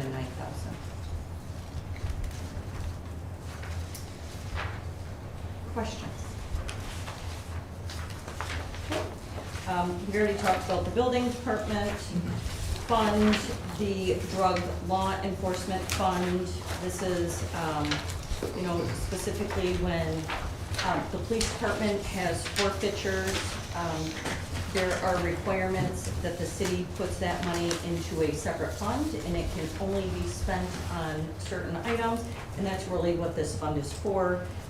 There's, at this point, Mr. Howe does not have any projects planned for this, so there's a fund balance of $35,000 at this time.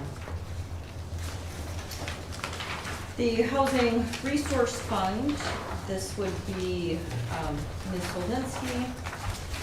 This fund is really to account separately for grant funds that come in to the city, and they take care of administering those grants for homeowner rehabilitation, rental rehabilitation.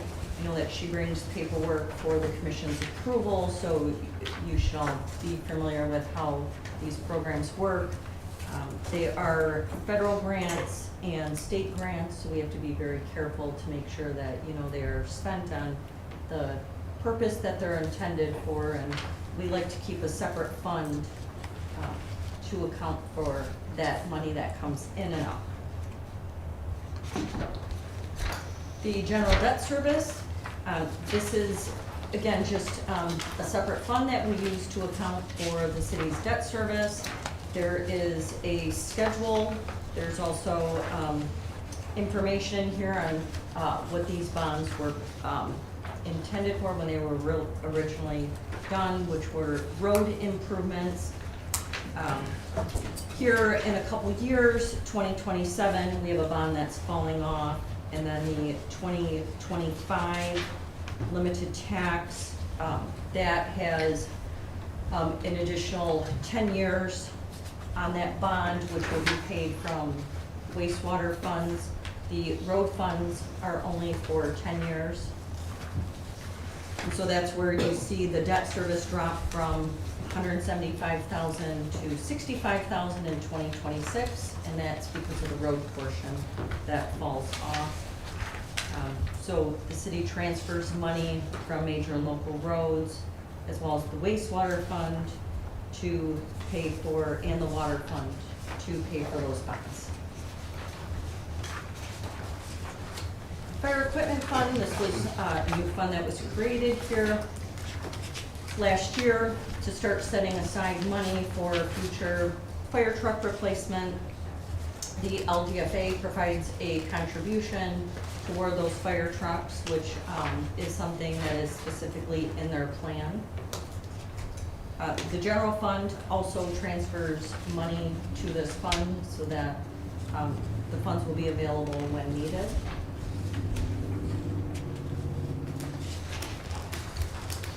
Next, the capital improvement fund. We discussed extensively the capital projects that are planned for the next year.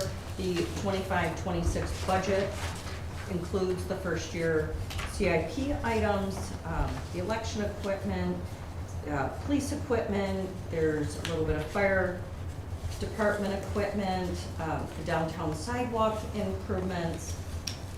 18 East Nipissing is also included in there. The city manager hopes to be able to get grant funding so that this fund is not paying the $200,000. The general fund also contributes to this fund per the, similar to the local street fund.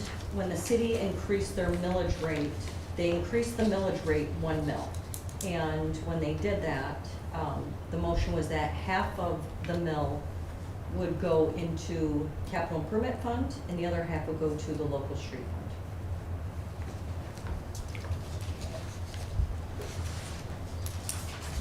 Questions? I'll just keep moving along. Land acquisition fund. City created this fund years ago to account separately for vacant land that has been bought and sold in the city. Currently, the city owns 3 parcels of vacant land. When that land is sold, the proceeds will go into this fund. There is the parcel down by 69. When that property was acquired by the county, there was a very large special assessment that was owed on that property because this was obtained through a foreclosure. And this fund is repaying that special assessment to the water and wastewater fund.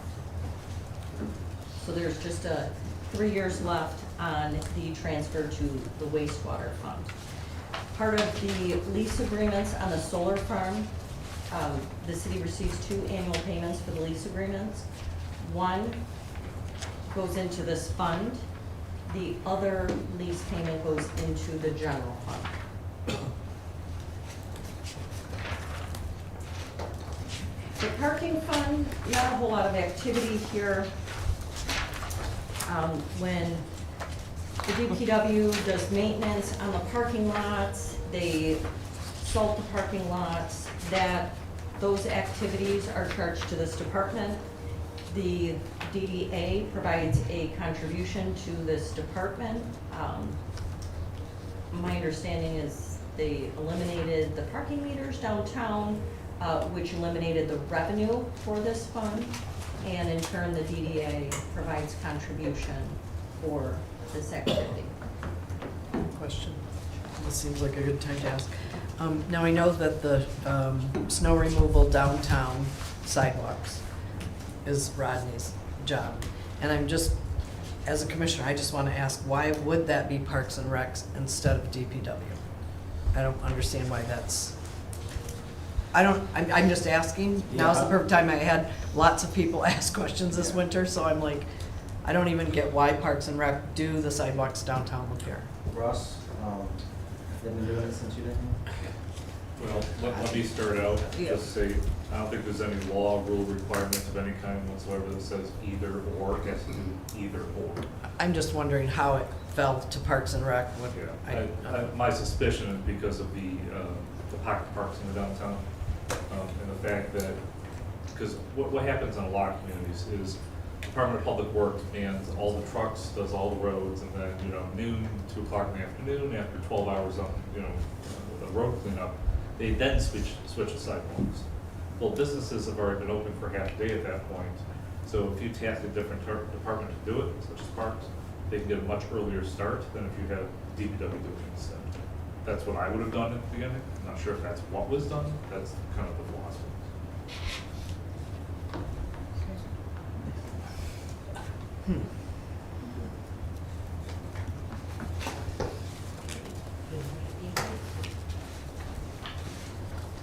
Okay, the wastewater fund. We went through quite a bit of capital that Mr. Hall is proposing in this first year. Included in this fund is the sewer division, which is under Mr. Slusher. The water and sewer rates are included in the fee schedule to be adjusted as needed to support both the wastewater as well as the water operations.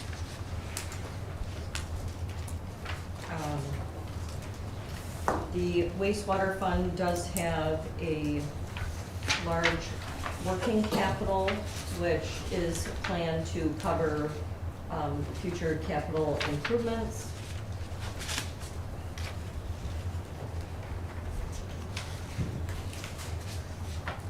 Were there questions on this fund? I know it's quite a big fund. Are we all good with that? I have one question. Sure. How many employees are employed just at the wastewater treatment plant? 6+ me. 6+ you?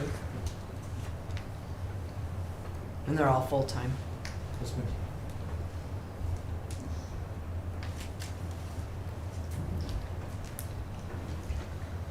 Okay.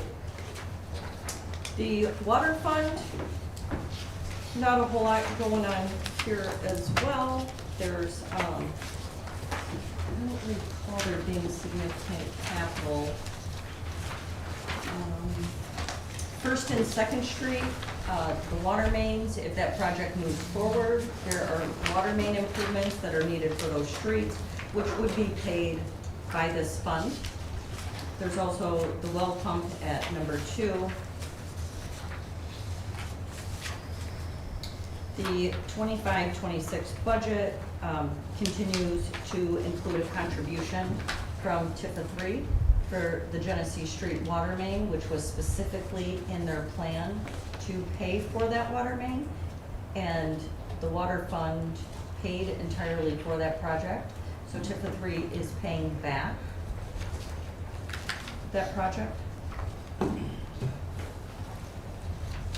So you'll notice the working capital reserves for the water fund did drop down, and we're looking to rebuild those reserves with those contributions from that. The next three funds, the Information Technology Fund, Telephone Fund, and the Motor Pool Fund. These funds are meant to charge a service. So in each of the departments, as I've discussed, equipment rental rates, we charge each department for the equipment that they use. And that includes telephones, computers, as well as motor pool. So information technology, this is where we account for our IT contractor, our computer replacements, our service agreements, you know, Microsoft Office. Our accounting software has an annual fee. All of those expenses are included in the equipment maintenance line item. This fund did accumulate quite a working capital, and my intent is to reduce that and reduce the equipment rental charge in each department. I don't believe we need a large working capital in this fund, but I do want to make sure that there is a reserve in case something happens and the city needs to unexpectedly replace a server or some significant capital item. Madam Mayor, do you have a number in mind? I don't. That is something that Chief Oat and I will work on together, as he is quite involved with information technology. We will also work with Vector to determine what is an appropriate amount to have in reserves. Can you tell me what it is now? Right now, the projected ending working capital is $123,000. And that's separate from like our general fund balance? Absolutely. This money is strictly set aside for information technology. How many other little savings, emergency fund types, things like that do we have? This is it. We Okay. have we have one for information technology. Yeah. We have one for our telephone system. And then we have motor pool, which covers all the vehicles and. That's more of like a collect as used. Is there a reserve there in the motor pool? That is something I am working to increase, is the reserve in that fund. That's where we talked about each department. You'll notice an increase in their equipment maintenance charge. Yeah. Because I feel that that's important. Okay. Because that helps with, you know, that bottom line information. We do have money set aside for a big tech need or a big vehicle need. Correct. Fire equipment fund, that's, yes. And That the would fire, be- yep. That would be, yes, that would be another one that we're setting aside funds for those large replacements. And the flip side of this, not that I'm suggesting that you did this, but if, you know, the commission really wanted to reduce the general fund deficit spending, this would be an area. We don't have to set aside this money. It's recommended, of course, so that the city is prepared for these expenditures, you know, these large purchases. We do have two piles. We've got our big pile, and then we've got this little pile. We have other areas Yep. that we're setting aside, yes. The telephone fund, and this is a great example of why you have a reserve. You know, we had a situation this past year where came to the commission for a budget amendment. You know, unexpectedly, our telephone vendor discovered some lines and significantly increased the bill. And, you know, the cash would have been completely depleted had that budget amendment not been approved. You know, those bills are now back to normal, thankfully. So that's nice, but I do want to make sure that there is a reserve, because the budget amendment could have been a lot worse.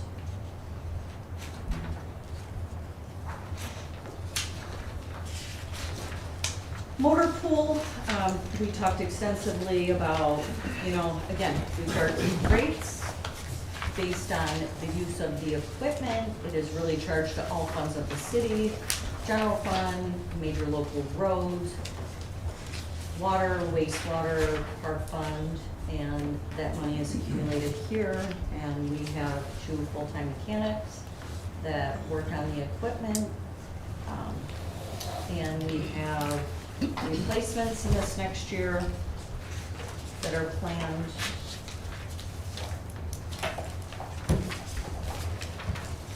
Questions?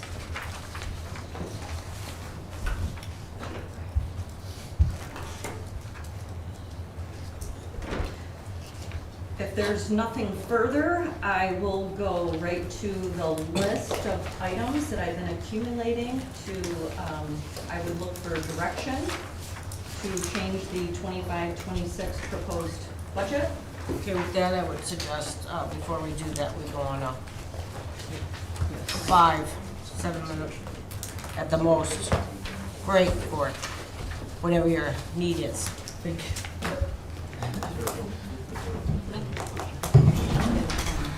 I would be a cigarette if I smoked. Yeah.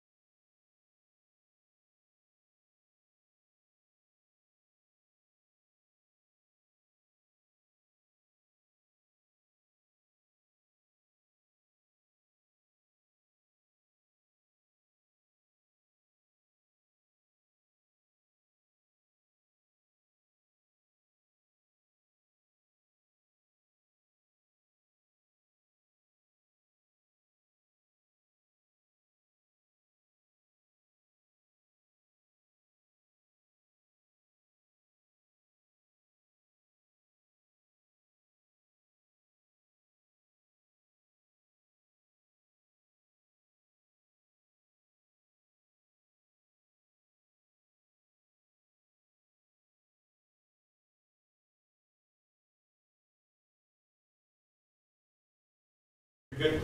Thank you. Kelly? Or Mike? Thank you.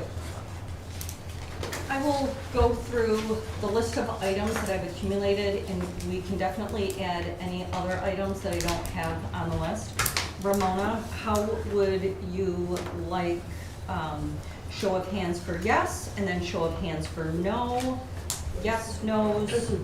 I think we should have roll call votes, maybe. We can do that as well. Roll Okay. call votes. And so, just to be clear, what we're talking about is we're trying to, some of these were controversial during the discussion. And we have to put together a final budget, which then has to be provided to the public so we can set public hearing dates and then approve it. So what we're asking you guys to kind of vote on at this point is things that we want to have removed or add, kept in the budget, which hopefully will make clear. And then we'll take some roll call votes, and then the next version you're gonna see should be the final budget. Good, since it's money, keep it consistent of roll call votes. Okay. Madam So Mayor. to keep it consistent, can we say the vote is, or the question is on each one to keep this item in the budget, yes Well, or no? That's not possible because some of them are not in the budget yet. But we will make clear. This is the list. what the You're gonna make intention clear is. what the Some motion, things or what, Well, everything on my list is in. Continue votes. Oh, okay, okay, then I will be specific on that item. We have one that is not included in the current budget. okay. Forgot the list. Commissioner Grady, you had a question. Not that I'm necessarily in favor of this, but will there be discussion on any of these items, or are we just going through the list and voting? That's up to the mayor. Guess it depends upon what that list is. I think we've had quite a bit of discussion. I agree. The list is based on the discussion from today's meeting and our last CIP. meeting. I have a second question. Are we going for unanimous consent or general consent?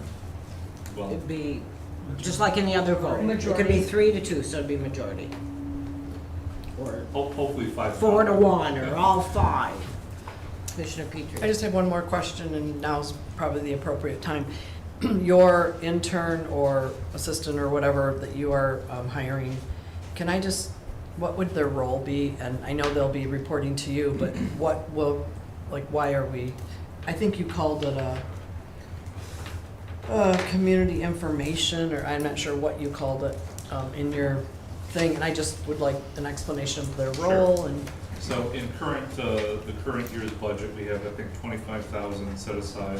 I think that was left over from previous administration. We had a information officer, although I think that person was paid significantly more money. That was a full-time position. Okay, so, part of what I wanted to do was bring on a assistant to the city manager on a part-time basis to help me get out from underneath some of the, big projects I want to accomplish. Take some of the smaller things off my plate. Well, now with Ms. Russell retiring and some of the, other changes we're making, we did some interviews. And we found a young man who is local. He's very interested in government. And, I feel a sense of that we need to help bring more young people into the profession, especially in an administrative capacity. There just are not that many qualified city managers out there.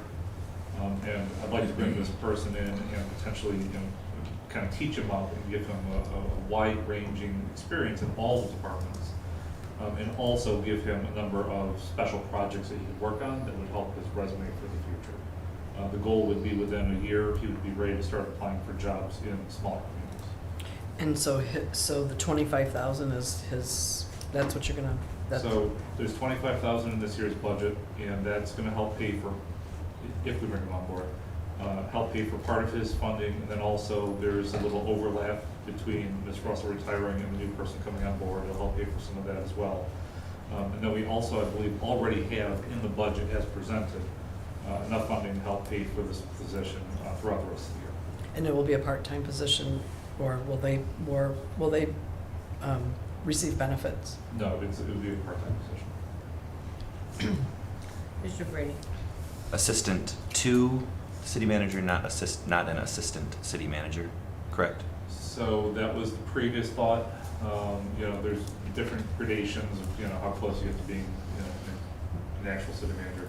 Yeah, so based on the proposed funding, it would have been an assistant two. This position is going to be closer to intern, special project manager, management analyst. Okay. And that's already included, or is that on the list? That's currently included in the budget. Okay. Does anybody want to comment on that? So, okay. No, she did not. Great. Kelly, do you Okay, want to continue? absolutely. First item is to keep the community center city hall study for $30,000. Ready? Yep. Commissioner Brady? I guess my question is there similar, or are there, I would almost prefer to have the whole list. Well, we can go through it real quick if you want to understand what you're going to be voting on. Yeah. If there's I interplay think that's what I'm between looking them, for. sure. Okay. So, Just looking- go ahead. I'll give you 2 seconds to stop talking. I know you've talked quite a bit. So the first one is the City Hall / Community Center expansion study for $30,000. The second one is a proposed 10-year PACER rating and road study for also $30,000. That's the one that is not currently in your budget. The third one is the Parks and Rec new position. I guess it's new old position. Fourth is the fire position. Fifth is the housing position. Slow down, please. Right there. Well, give me a printed copy. Yeah. Parks position is number 3, fire position is number 4, housing Right. position is number 5. Correct. 18, Nepusing demolition cost, which is $200,000. 7 is First Street road reconstruction. I guess water and sewer, the project as a whole. 8 is Second Street project. 9 is the disc golf budget. 10 is the Crampton Park pickleball court, tennis court reconstruction project.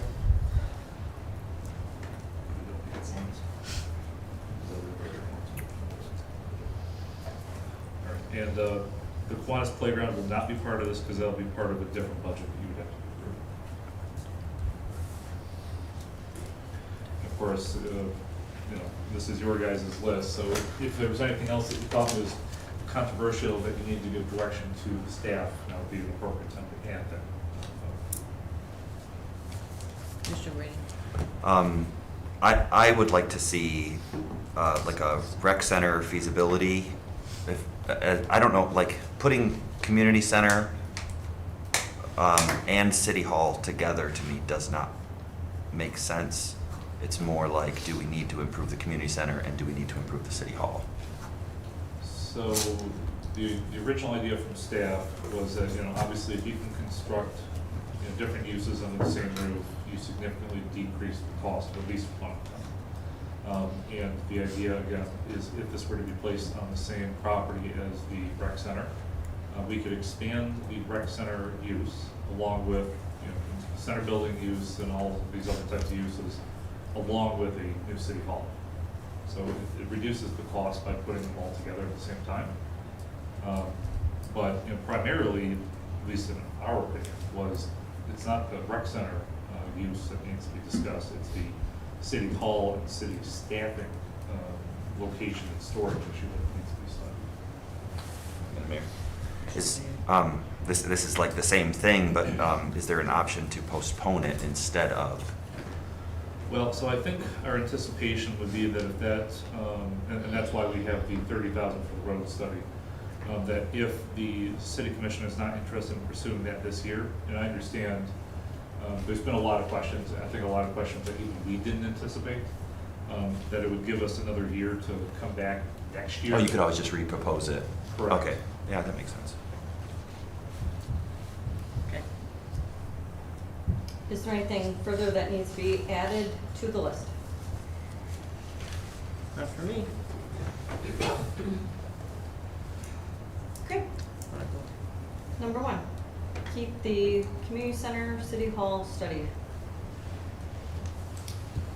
Commissioner Atwood, Was this just to yes eliminate? or no? This is to keep the study in the park fund budget. This year, This year, We're only looking at 25, 26. okay, no. Commissioner Brady. No. Commissioner Glissman, No. Commissioner Petrie, No. Commissioner Swindell. Yes. Motion has failed. Add the 10-year road study for $30,000. That's to add to the street budget, $30,000 for the road study. Commissioner Brady. Yes. Commissioner Glissman, Yes. Commissioner Petrie, Yes. Commissioner Swindell, Yes. Commissioner Atwood. Yes. Motion's carried. This is to keep the Parks and Rec additional position. Should say vote. Commissioner, oops. Can you be, I was recite like, I thought that that was me. again? I'm not, Recite oops. that again. You're oops. Very specific for me, please.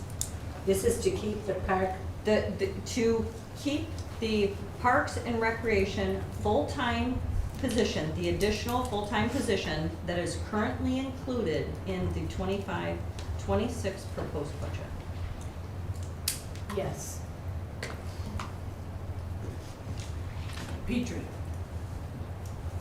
Sorry. Commissioner Petrie. No. Commissioner Swindell, Yes. Commissioner Atwood, Yes. Commissioner Brady, No. It's 3-2. Motion's carried, or suggestion is approved. Keep the fire department new position that is included in the 25, 26 proposed budget. Commissioner Petrie, No. Commissioner Swindell, Yes. Commissioner Atwood, Yes. Commissioner Brady, Yes. Commissioner Glissman, Yes. And that has passed. Next, keep the housing new additional position that is included in the 25, 26 proposed budget. Commissioner Swindell, Yes. Commissioner Atwood, Yes. Commissioner Brady, Yes. Commissioner Glissman, Yes. Commissioner Petrie, Yes. And that is Keep, good. sorry, keep the $200,000 for 18 East Nipissing that is included in the 25, 26 budget. Commissioner Atwood, Yes. Commissioner Brady, Yes. Commissioner Glissman, Yes. Commissioner Petrie, Yes. Commissioner Swindell, Yes. And that's good. Keep the First Street reconstruction that is included in the 25, 26 proposed budget. Commissioner Brady, Yes. Commissioner Glissman, Yes. Commissioner Petrie, Yes. Commissioner Swindell, Yes. Commissioner Atwood, Yes. And that stays. Keep the Second Street reconstruction that is included in the 25, 26 proposed budget. Commissioner Glissman, Yes. Commissioner Petrie, Yes. Commissioner Swindell, Yes. Commissioner Atwood, Yes. Commissioner Brady, No. Still passes. 4-1. Keep the disc golf project that is included in the 25, 26 budget for $80,000. Commissioner Petrie, No. Commissioner Swindell, Yes. Commissioner Atwood, Yes. Commissioner Brady, Yes. Commissioner Glissman, No. And that stays. Keep the Crampton Park pickleball project that is included in the 25-26 budget. Commissioner Swindell, Yes. Commissioner Atwood, Yes. Commissioner Brady, I feel like we didn't even talk about this one.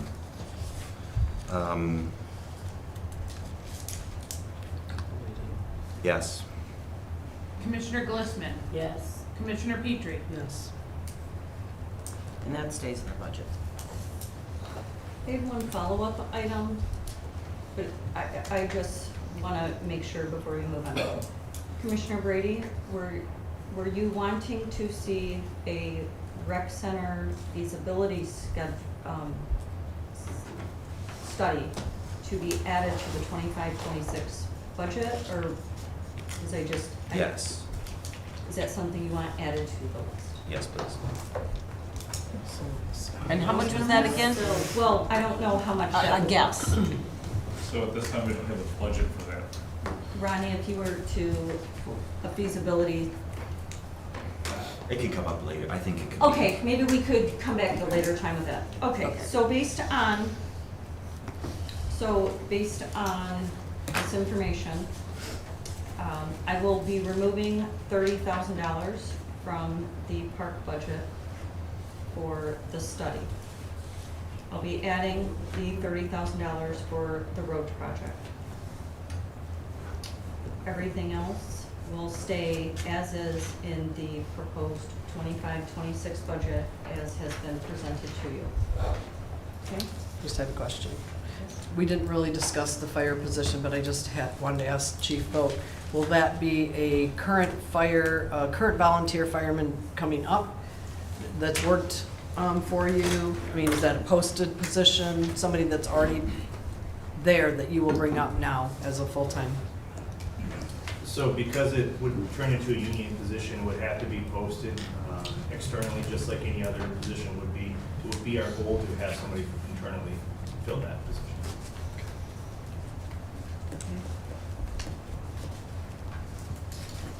Okay. I will bring forward the public hearing notice for your approval and to set the public hearing at the first meeting in May. With the anticipation that it'd be approved at the second meeting of May. The public hearing, yes, there would be a public hearing at the second meeting of May, and then the budget would need to be adopted at second meeting in May, or a special meeting would have to be called within 8 days of that public hearing.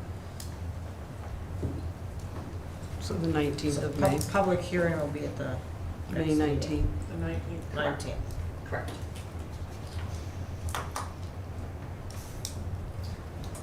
The first, it's at the second meeting in May? Public Yes. hearing? Yeah.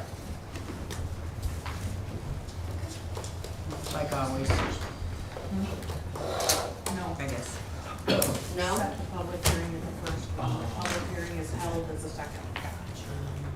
Okay. I think we've gone through everything that we need to. What did you First say? meeting of I just May. wanted to thank Director Set Hannah for her work and obviously the second work of meeting all of the May. directors. And then we I agree. Yes, agree. largely. Kelly Hannon, you're amazing.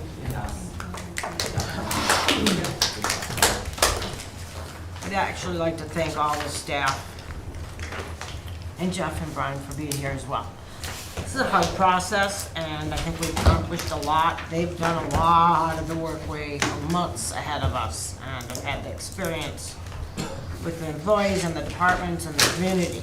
And so without you, we wouldn't be in this nice position that we are. Oh, yay. Well, we are. Yes.